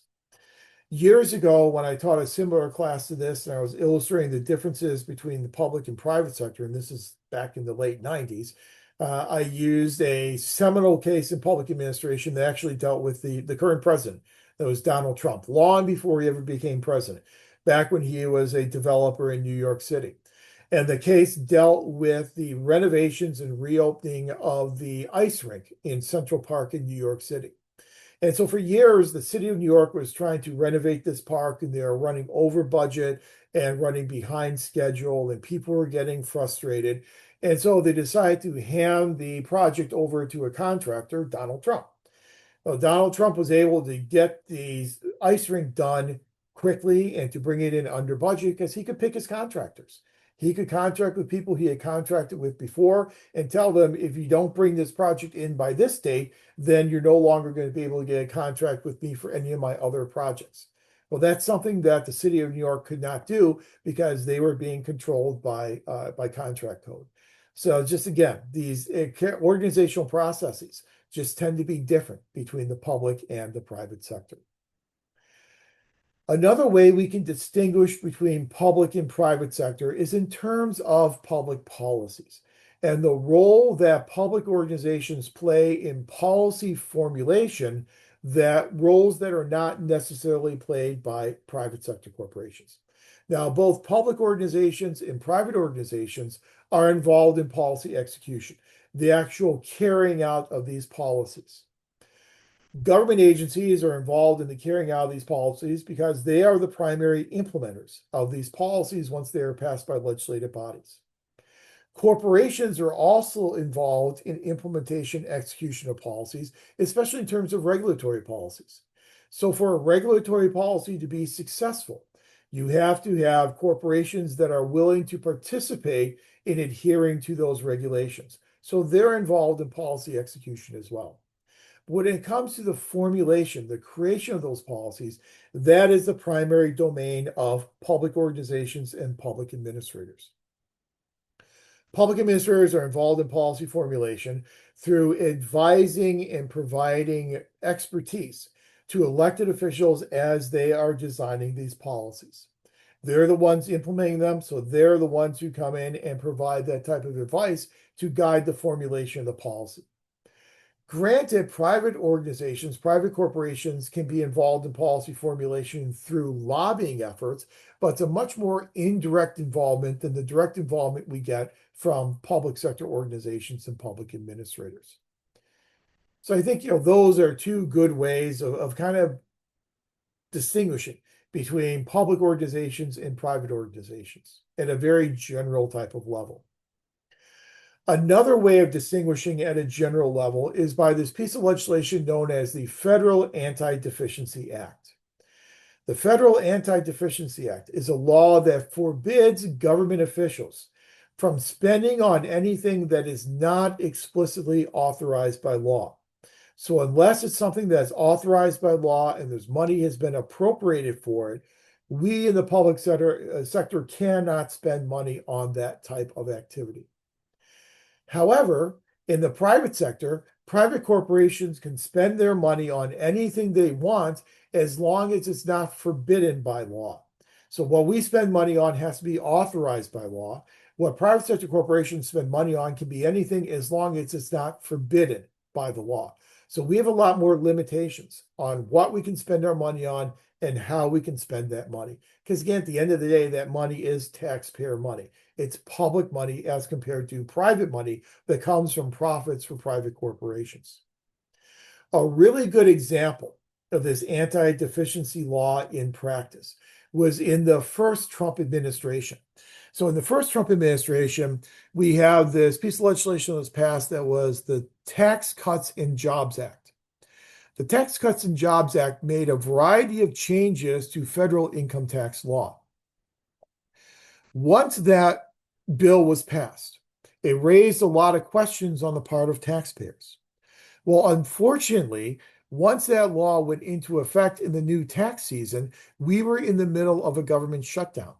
So a lot of those IRS agents who were responsible for doing customer service and answering those questions and answering those phones, they were furloughed, so they weren't there. So as these taxpayers started calling the IRS to get clarifications on what this new law means for their tax burden, phones were ringing off the hook and they couldn't get their questions answered. So the Trump administration wanted to try and rectify that. So they wanted to bring all these IRS agents back from furlough and pay them so that they could answer the phones. Well, the problem is there was no budget in place. That appropriation bill had not yet been passed. So there was no legal authorization to pay these IRS agents. So the Anti-Deficiency Act precluded the Trump administration from bringing these agents back during a government shutdown, and it really hastened the agreement between the Trump administration and Congress to agree on a budget and end the government shutdown. And it's all because of that Anti-Deficiency Act. The administration could not spend money that had not been legally authorized and appropriated. Another main difference between the public sector and the private sector are the values that underpin both sectors. So in the private sector, the two primary values that we're usually concerned about are clearly efficiency and effectiveness. We want to be as efficient as possible because we are using money from profits. And so that money is very limited. That money can be very transient. If we stop selling our goods, we stop getting that revenue. So we have to be as efficient as we can possibly be, try and create more product with less inputs, with less revenue. We also need to be effective because if we are not effectively meeting the wants, needs, and desires of our consumers, they're going to go elsewhere to purchase their widgets or whatever we are making, and we're going to go out of business. So efficiency and effectiveness are the two primary values that underpin the private sector. Now, the public sector, we're also concerned about effectiveness and efficiency. Indeed, a lot of the things we talk about in this class will be geared toward how can we make our public organizations more effective. We also have to be efficient in terms of it's not our money that we are spending. We are spending public taxpayer money. And if we are not spending that money efficiently, then through government oversight, through congressional oversight, we may not get those appropriations in the future. So certainly, effectiveness and efficiency are important in the public sector as well. But we overlay on top of effectiveness and efficiency a lot of other values. And sometimes those values will run counter to effectiveness and efficiency. So things such as social equity. This is part of what we refer to as the new public administration from people like H. George Frederickson. The new public administration argues that public managers need to take on what's called an expository role, whereby they role model for society the importance of promoting equity among all members of society. So, promoting social equity is one of the major values of the quote unquote new approach, the modern approach to public administration. And you can see social equity if you take a look at the ASPA Code of Ethics, which we'll do in a couple of weeks. You will see social equity play out very prominently in that Code of Ethics. If you look at the standards of NASPA, which is the national accrediting body for MPA programs around the world, social equity is a major element in a lot of those standards as well. Political responsiveness. We need to be responsive to elected officials. Elected officials create our agencies. Elected officials provide us with our appropriations. So therefore, we have to be responsive to the concerns and the questions from those elected officials. Oscar, I see your hand, so go ahead. Yes, I would thank you, Dr. Powell. I wasn't sure if we are able to interrupt and ask questions. Sure, absolutely. Um, uh, when does the concept of social equity come into PA, and how have research or academics been able to quantify the impact of social equity? Mm-hmm. Yeah, that's a great question. I think social equity comes primarily in terms of things like program evaluation and policy analysis. When we are looking at our programs and who's being impacted by our programs and our underrepresented communities getting what they need from these programs. You know, one of the things that we always struggle with is the difference between equality and equity. And so equality is everyone gets the same. That's equality.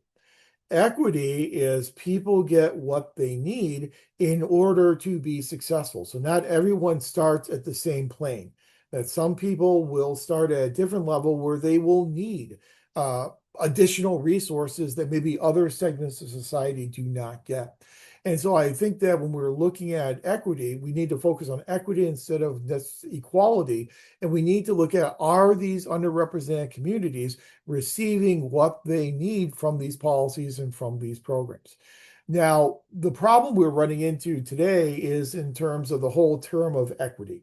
And we know that a lot of organizations and a lot of governments are getting some negative consequences from focusing on equity. We know a lot of the DEI programs are targeted by the current administration. And so universities have lost a lot of their federal funding because of their DEI programs. Organizations have been told to strip DEI language and equity language out of their mission statements and out of their strategic plans. And so, you know, we're really living in flux right now in terms of what's going to happen with this focus on equity moving forward. But I think that equity certainly, you know, are these underrepresented communities. Are they receiving what they need from government agencies, from government programs, and from government policies? And that really is one of the values we see here in public organizations that I'm not going to say we don't see in the private sector, but you might see a little bit less in the private sector because the emphasis really is much more about efficiency and much more about providing the quality type of good that people will continue to purchase. You know, when you're in the public sector and you're working in a monopoly type of situation, you don't have that same type of competition that would push you more directly toward effectiveness and more directly to efficiency as you might have in a very competitive situation over in the private sector. Bureaucratic representation also links in with social equity as well, in that with bureaucratic representation, we would like for our bureaucracies, for our administration, to reflect the populations that they are serving. That the better our administration can reflect the populations they are serving, the more in tune they can be with what these populations need in order to be able to adhere to social equity. So we see this a lot in terms of our hiring. And whenever we go out there and do hiring for government agencies, typically we'll do targeted recruitment. So instead of doing blanket recruitment, we'll do targeting recruitment. And we'll target certain underrepresented communities with these job postings, these job advertisements. When I was department chair for over 10 years. And when I was department chair, we hired a lot of faculty positions. And whenever we would go out there to hire a faculty position, we would have to work very closely with our Office of Equity and Inclusion in terms of putting together the position description, in terms of putting together the position announcement. That description, that announcement would have to be reviewed, vetted, and approved by the Office of Equity and Diversity. It was Equity and Diversity at that time. And then once we do decide we're going to go out there and advertise this position announcement, then our recruitment plan would have to be developed in conjunction with the Office of Equity and Diversity, and again, be approved by the Office of Equity and Diversity. Our applicant pools, once we get our applications, those pools would have to be reviewed and approved by the Office of Equity and Diversity as well.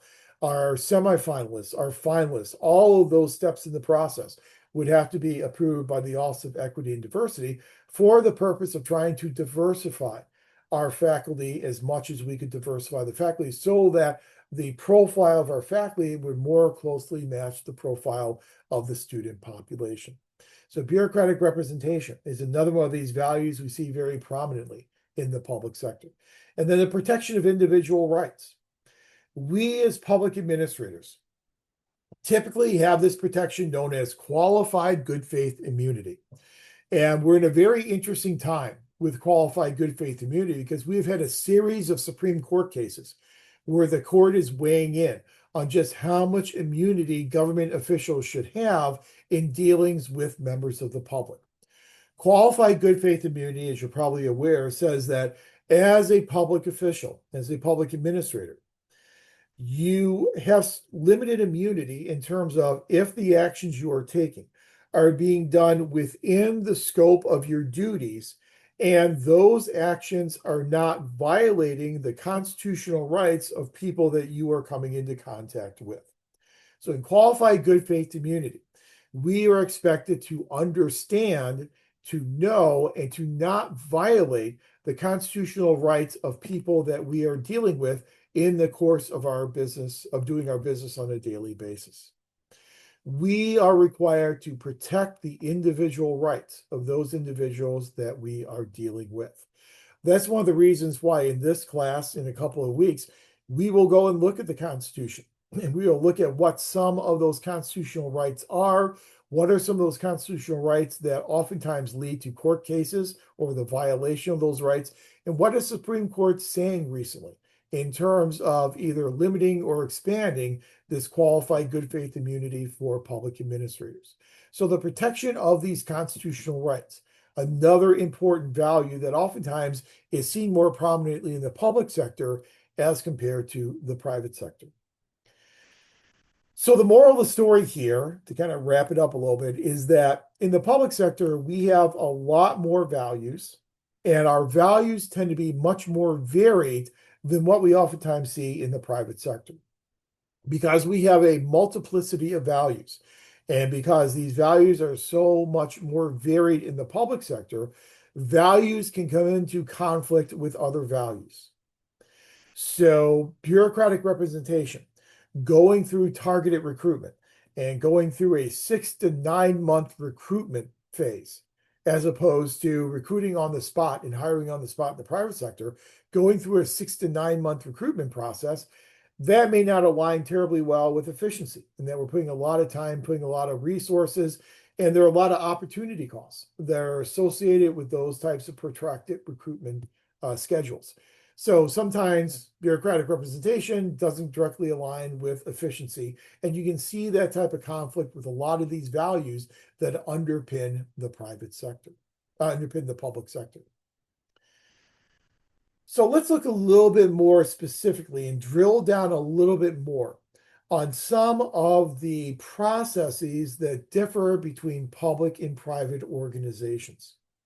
One of the articles that's assigned for this week, and again, if you didn't have a chance to read it, that's fine. You can read it sometime later on this week, is that article by Graham Allison. And Graham Allison, in his very famous article, offers up to us, excuse me, a comparison of the similarities and differences between public and private organizations. So Allison argues to us that there are some similarities between public and private organizations. Those similarities are what it refers to as the generic management functions. So all organizations, regardless of the sector that they reside in, will all engage in things such as planning.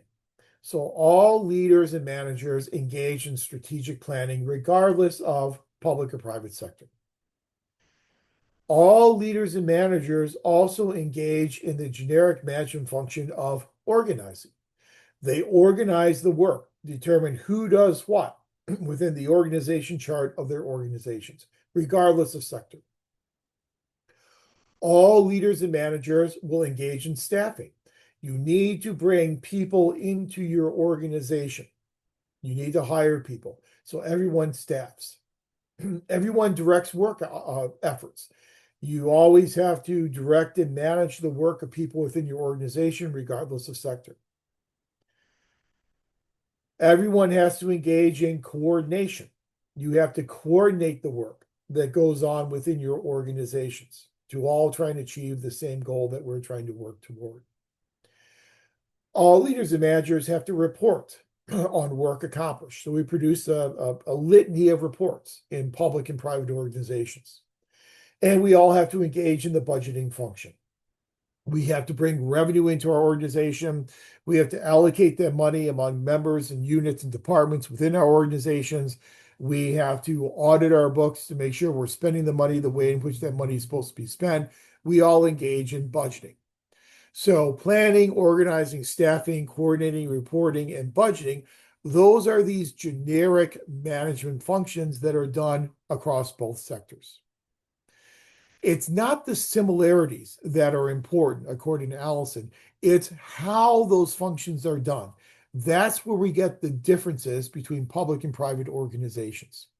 So as we had mentioned before, in terms of staffing, staffing is done differently between sectors. As we said, in the public sector, we have the career civil service. That means these people have career civil service protections afforded to them by the federal level, the Pendleton Act, afforded to them by the Civil Service Reform Act. And these are protections that we must abide by in how we manage our human resources. We'd already mentioned how the recruitment process is different between public and private sector because of this career civil service. So we both do staffing, but we do it differently. Unionization rates in the private sector tend to be less than 1/3 of the rates we see in the public sector. We see a lot more unionization in the public sector, so that has impacts upon how we engage in the staffing function. Planning is different between public and private sectors as well. Whenever you put together a strategic plan, you need to have measurable objectives that you are trying to achieve. How we measure our performance in achieving those objectives will be different between the public and the private sector. We are much more limited in our ability to identify these performance measures in the public sector. It's more difficult for us to measure the performance of our employees because of their collective bargaining agreements and because of unionization. It's also much more difficult for us to come up with these empirical indicators of performance because oftentimes the policies that we are implementing are by definition and design relatively vague and ambiguous. If you want to get a law passed through a legislative body, it's going to have to be relatively vague, or else you're going to get a whole lot of pushback and people voting against that bill. So oftentimes we don't have the same indicators that you would have to rely upon in the private sector. We don't have the same market forces in the public sector in terms of measuring performance. In the private sector, it's very simple. You make these widgets, you look at the number of widgets you made, the amount of money you spent making those widgets, the amount of widgets you're selling, the price point at which you can maximize your profit. You've got all those market indicators. We don't have those market indicators oftentimes in the public sector, so it's more difficult to measure our performance. We have a lot of competing standards in the public sector that we don't have in the private sector. We are competing in terms of other public agencies that are implementing the same types of policies and programs that we are implementing. We are getting standards handed down to us from the executive branch, from the legislative branch, from the judicial branch. And so all these different standards and expectations can come into conflict with each other. We're obviously in the fishbowl, what's called the fishbowl effect of the public sector. We have a lot more public scrutiny of what we are doing, how we're doing it, why we're doing it, and when we are doing it.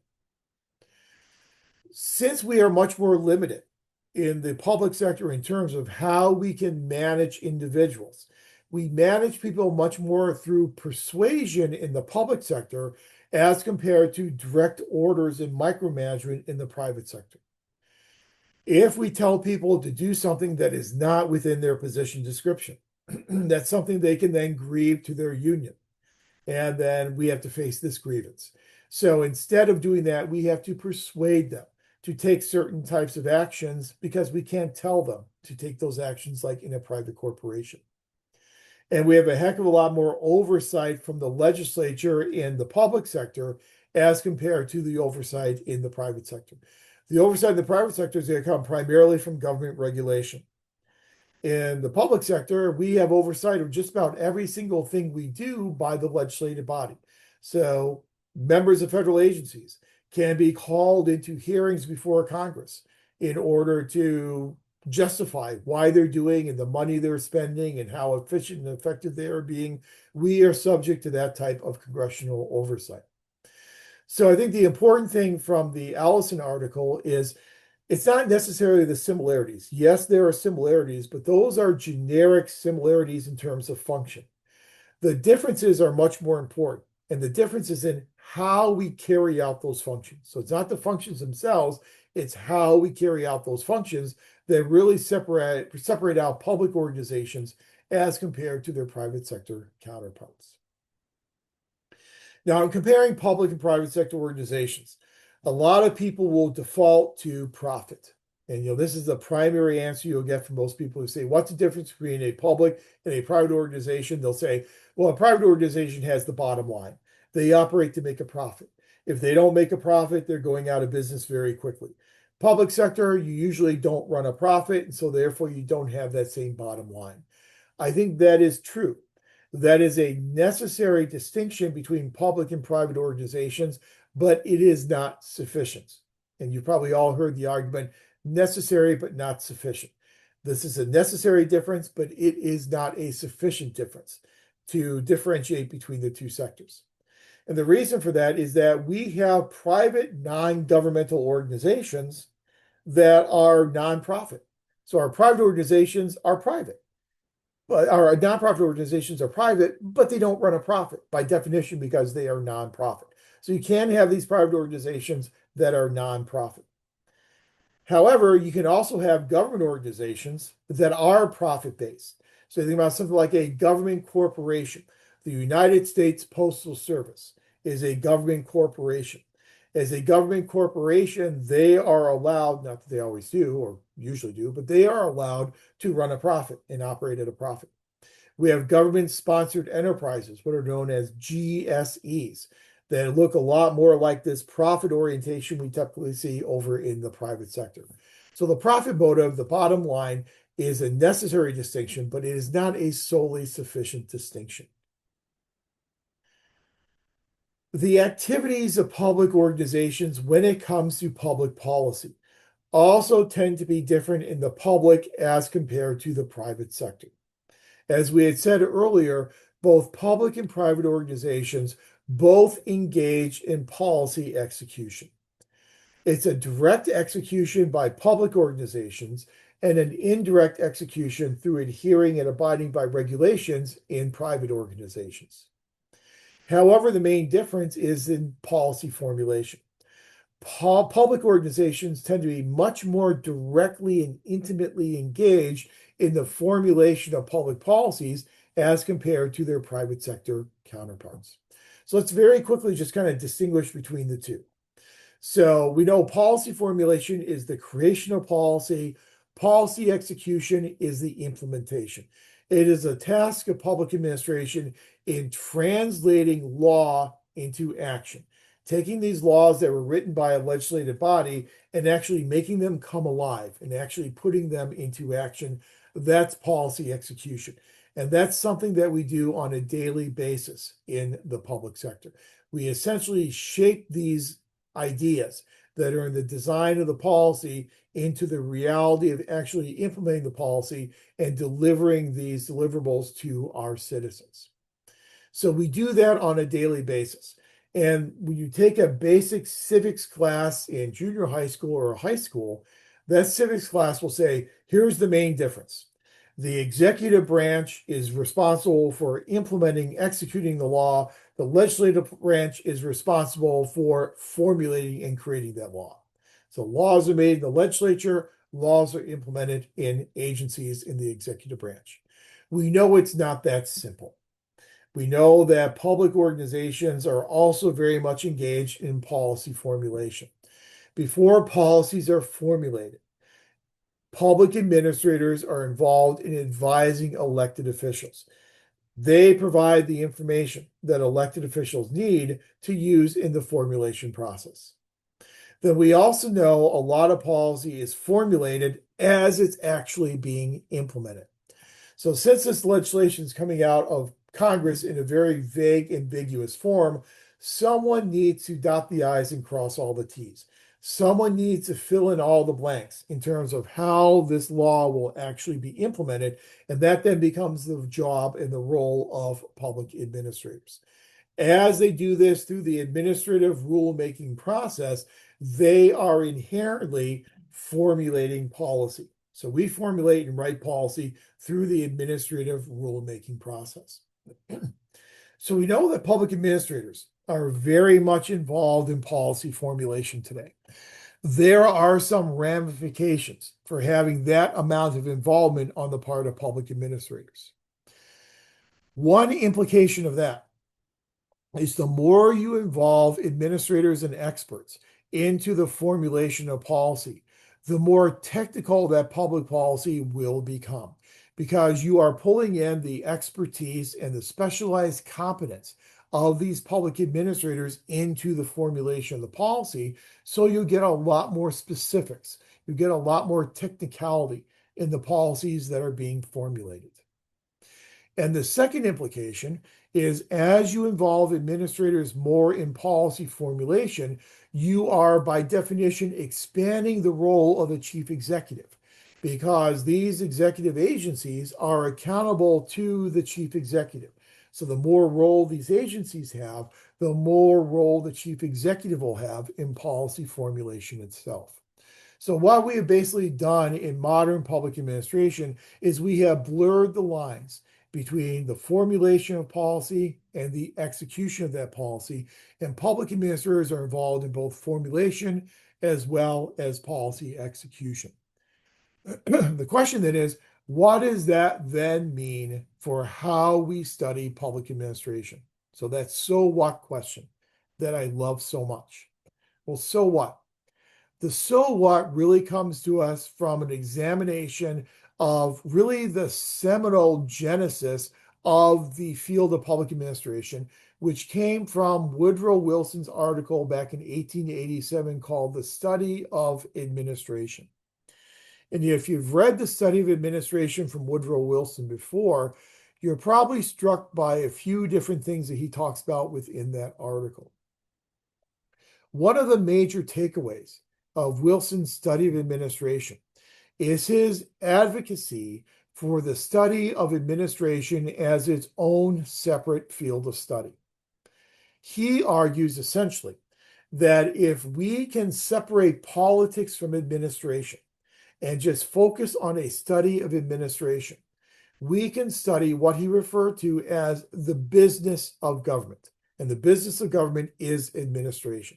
So by pulling the complicating factor of politics out and studying on how we administer and implement programs and policies, how we do the work of government on a daily basis, we can become more efficient and more effective in doing that work. That is what became known as the politics administration dichotomy. Now, I think that we do have to give Wilson, we'll give him a little bit of credit, and then we'll also tear him down a bit.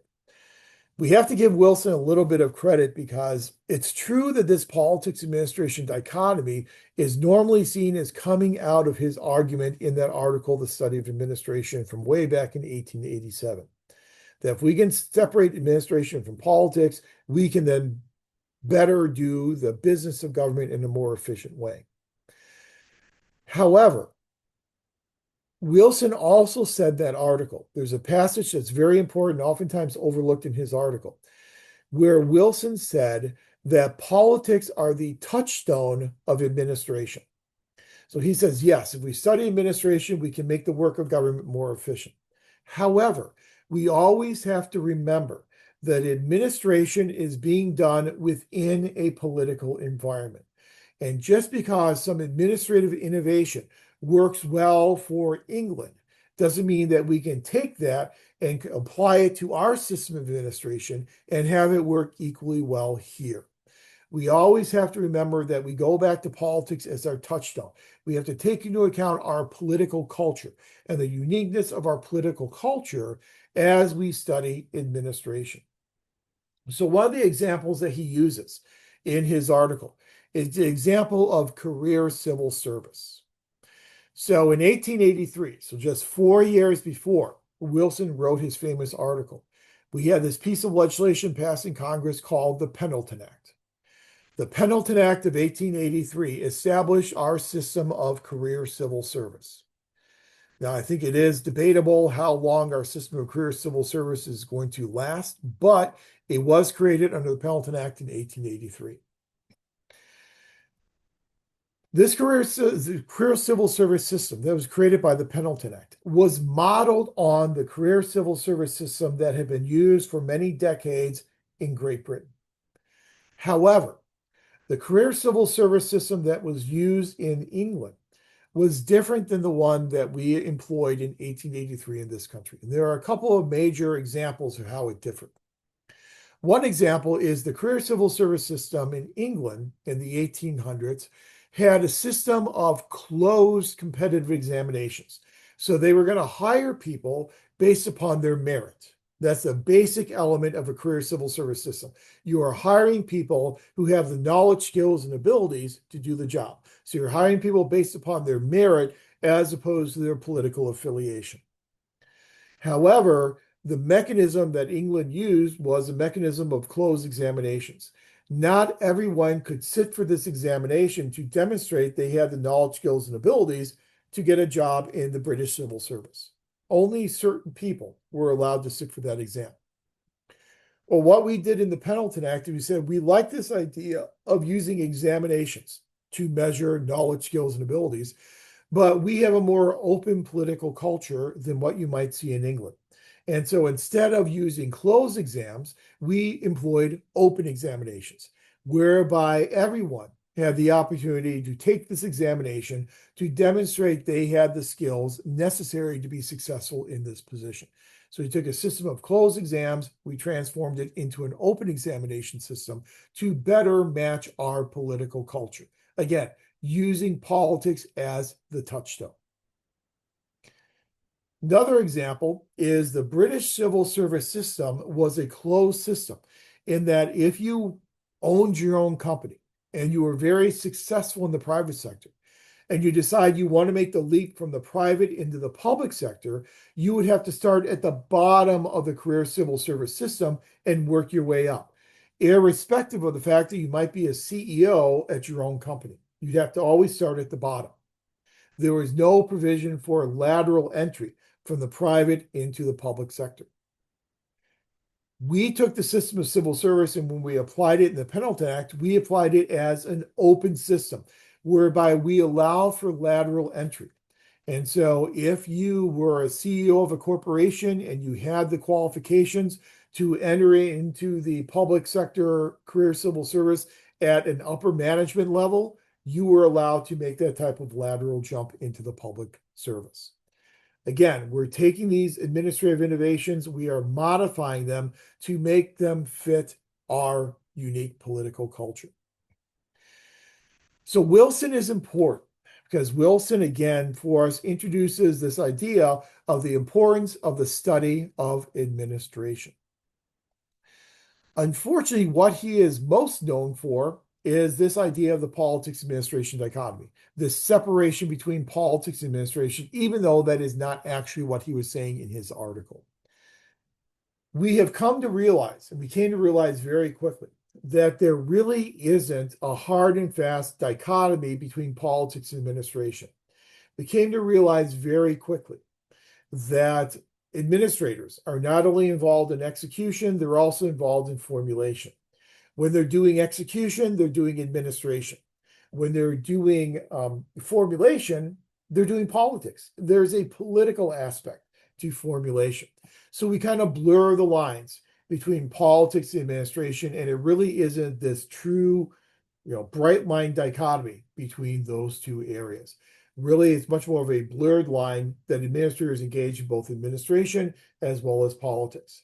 And we also know that elected officials engage in both politics as well as administration. We have a lot of elected officials who micromanage the administration of administrators and agencies, and they do it for political reasons. So administration operates within this political environment, and there's very much this bleed over between the political world and the administrative world. But even though administrators are involved in both administration as well as politics, the motivations of those administrators tend to be different than the motivations of elected officials. The primary motivation of an elected official is obviously to get reelected. One of my favorite political science books is by a political scientist by the name of David Mayhew. And Mayhew wrote this book called Congress, the Electoral Connection, way back in 1974. Mayhew made the argument in Congress, the Electoral Connection, that the primary motivator of a member of Congress is to get reelected. And that member will try to get reelected by doing things such as claiming credit for laws that were passed, taking positions on very non-controversial issues, and advertising their name to get their name out there for name recall, name recognition to help them get reelected by the voters. So their primary motivation in getting involved in politics administration is to get themselves reelected. Hopefully, the motivation of administrators is not going to be reelection because they're not running for reelection, but instead it's going to be making and implementing good policy. So we have two different sets of motivations, even though both elected officials and administrators are both involved in both politics as well as administration. Now, having said all this about Woodrow Wilson and referring to Woodrow Wilson as being the grandfather of the study of public administration, we also need to recognize some of the limitations that are associated with Wilson. And Woodrow Wilson's name has been removed from a lot of public affairs programs. It was removed from the public affairs building at Princeton University, where he was president for many, many years, because of the recognition that Woodrow Wilson oftentimes viewed civil service reform not in the lens of effectiveness and efficiency, but rather looked at civil service reform as a way to segregate federal employment. And he felt that by using civil service in these examinations, it would help to segregate the civil service, to segregate federal employment, and make it harder for non-whites to be working in the federal government. We know that he did a lot of things during his time as president that we would certainly look at today as being blatantly racist. And so we need to acknowledge that legacy of Woodrow Wilson, in addition to acknowledging the fact that he really did start the study and the discipline of public administration. So as of 1887, we have this basis for accepting that there should be a separate study of public administration. So what should that separate study of public administration look like?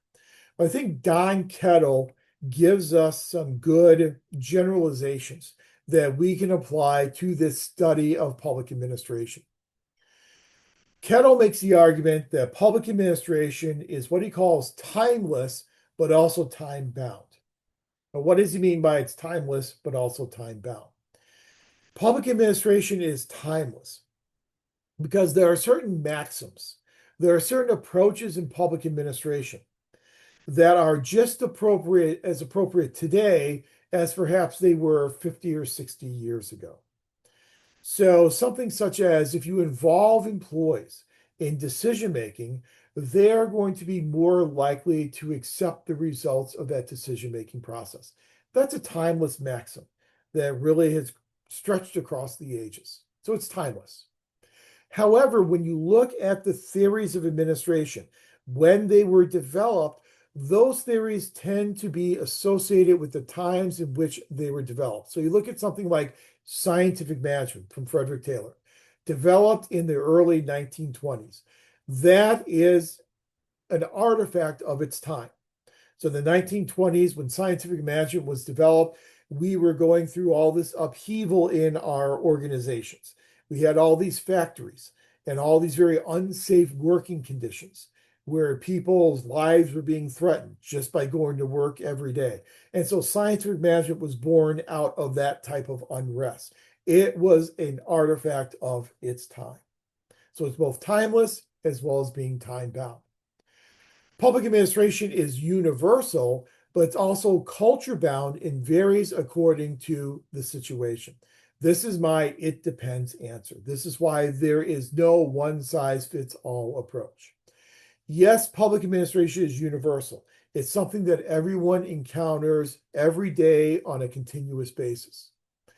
But it's also culture bound in that each of our organizations have their own unique organization cultures, and we tend to lead by those individual situations. Hence the reason why public administration is no longer about trying to find that one panacea, that one cure-all, but rather looking for the most appropriate answer in a given situation. And then the third generalization that I think is very accurate is that public administration is complex, but is intelligible and understandable by the simplified modeling or step-by-step combination of models. That means that public administration is a very complex endeavor. So complex that the only way we can really understand it is by deconstructing it into models looking at the relationship between different discrete variables.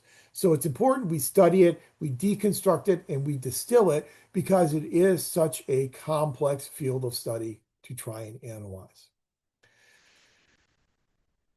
Now, this is one of the ways in which we study public administration. We develop our overarching abstract theories. Those are our complex concepts. Then we deconstruct those very complex concepts into indicators, into variables in which we can measure and look at correlations and relationships between those different variables in our research models. So public administration really does lend itself toward common social science research methods. Woodrow Wilson, when he wrote his article, his opening statement is that we need a study of administration because administration has become so complex. If Wilson thought that administration was complex in 1887, imagine what he would view administration today as, and the increasing complexity we have today as compared to back when Wilson was writing. So public administration and our organizational systems are complex, and they are so complex that we need to develop models to try and understand the relationship between all of our organizations. One single model alone will not be sufficient to try and explain what's going on in such a complex type of system. So what makes public administration so complex? One reason why public administration is so complex are all the complicating factors that are involved within public administration. What we mentioned before, the interconnection between policy formulation and execution. It's hard to really parcel out policy formulation from policy execution because they bleed over on each other so much. The amount of coordination that is necessary in the execution of policies. Policies are no longer implemented by one singular agency. Instead, they're implemented by an entire network, governing network of multiple agencies coordinating their work together. The more coordination that's necessary, the more complexity you have. All the relationships and the power relationships between organizations, individuals and their organizations, all those relationships in the political environment make it a very complex phenomenon to try and study. Changes in time. The public administration really is floating in these seas of time, in that at certain points in time, we have much more of a value placed upon humanity than we saw at other points in time in the developer or theoretical approaches to public administration. That adds complexity to our analysis as well. The structures of our organizations. Some of our organizations are very top-down organizations, very classical organizations. Decisions are made at the top level and then handed down. Some organizations are much more decentralized and they're much more bottom up in their decision making. No one organization is equivalent to another organization. Every organization has its own structure, has its own culture. The ubiquitous amount of information. We are floating in a sea of information as well, and that's becoming more so true today than it ever has been in the past. That introduces complexity. What information we can rely upon as being valid and credible, what we need to dismiss as being not valid. Some of our organizations are centralized in headquarters in one physical location. Some of our organizations have field offices and regional offices spread out across the entire country.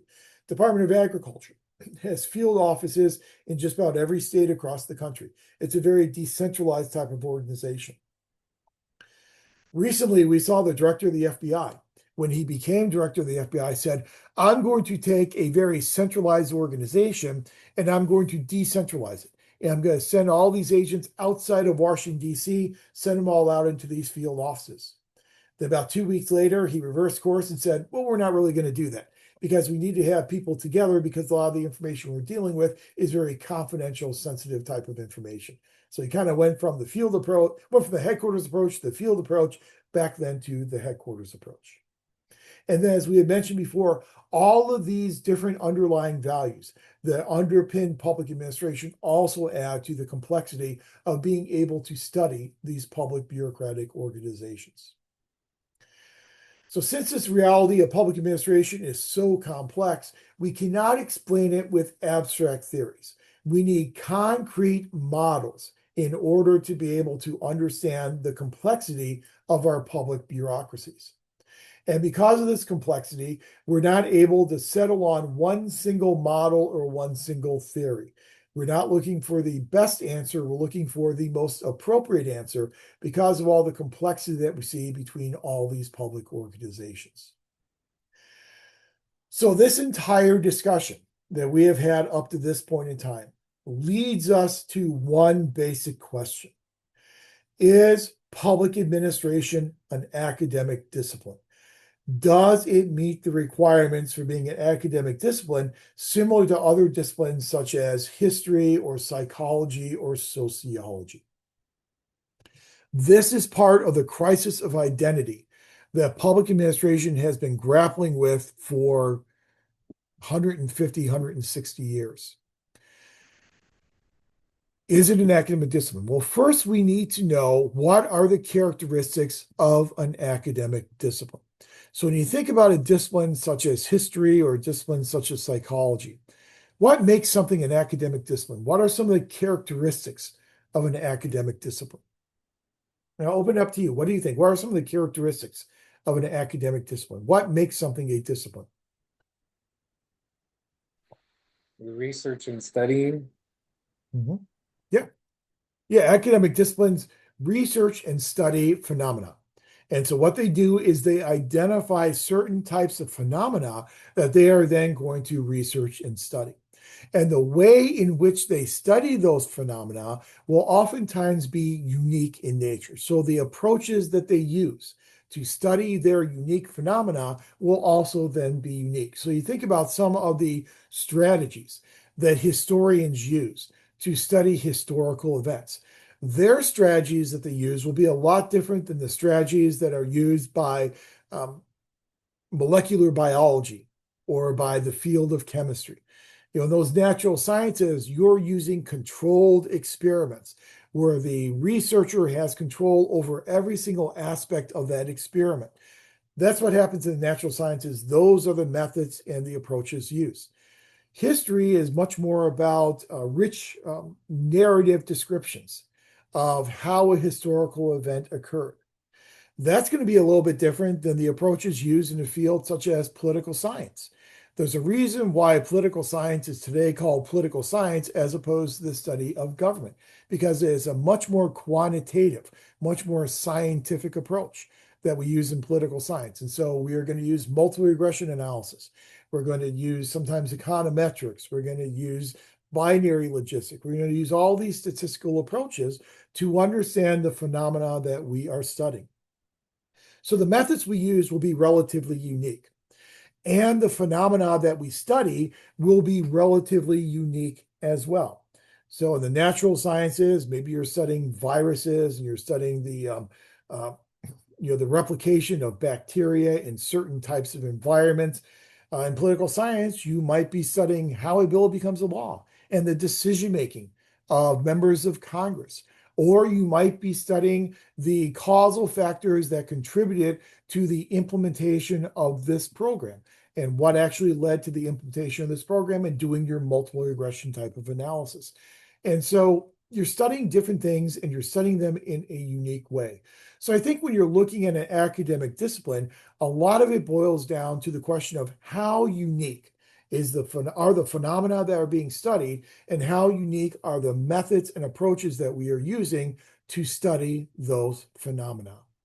So in determining whether public administration is an academic discipline, and we are not going to come to a conclusion on that tonight, this is something you are going to think about, and this is something you are going to write about, not just in your Canvas essay, upcoming Canvas essay, but also in your future final assessment that's down the road a bit.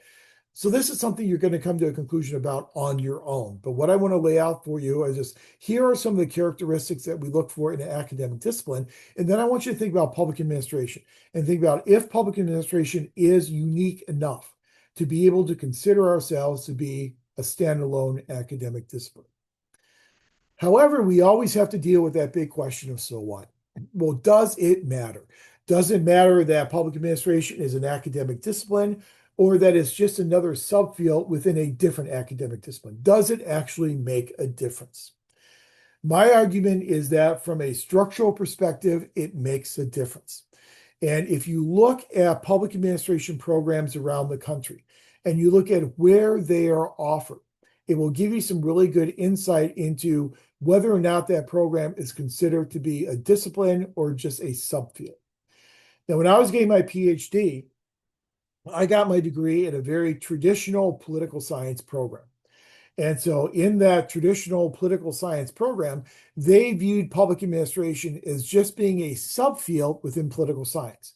So much so that whenever I declared my 4 comprehensive areas, I declared presidency, my second field was Congress, my third field was state and local government, and my fourth field was public administration and public policy. So it was just one field within many other fields within a larger discipline. Some MPA programs a lot of MPA programs actually are provided within a department of political science. So in those types of settings, they're viewing public administration as a subfield of political science. Other MPA programs are provided separately as their own departments, or sometimes even their own colleges. Those are institutions that view public administration as a standalone academic discipline. So when you think about this idea of, is public administration an academic discipline? Again, think about the uniqueness of what we study and the uniqueness of how we study it. If our theories are primarily homegrown, in that we develop our theories primarily out of public administration, the study of public organizations, that will lead you more toward it being its own academic discipline.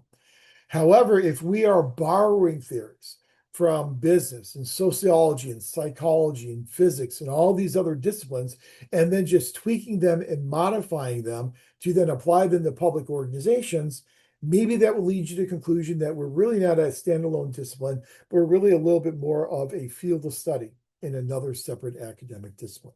So think about that in terms of what you think political science, of what you think public administration is.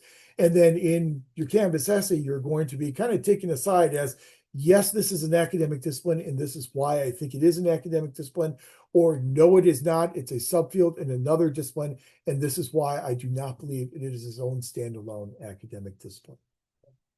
And I think it's a good way for us to kind of get started in this program and get started in this course, because it really forces us to think about what we are studying.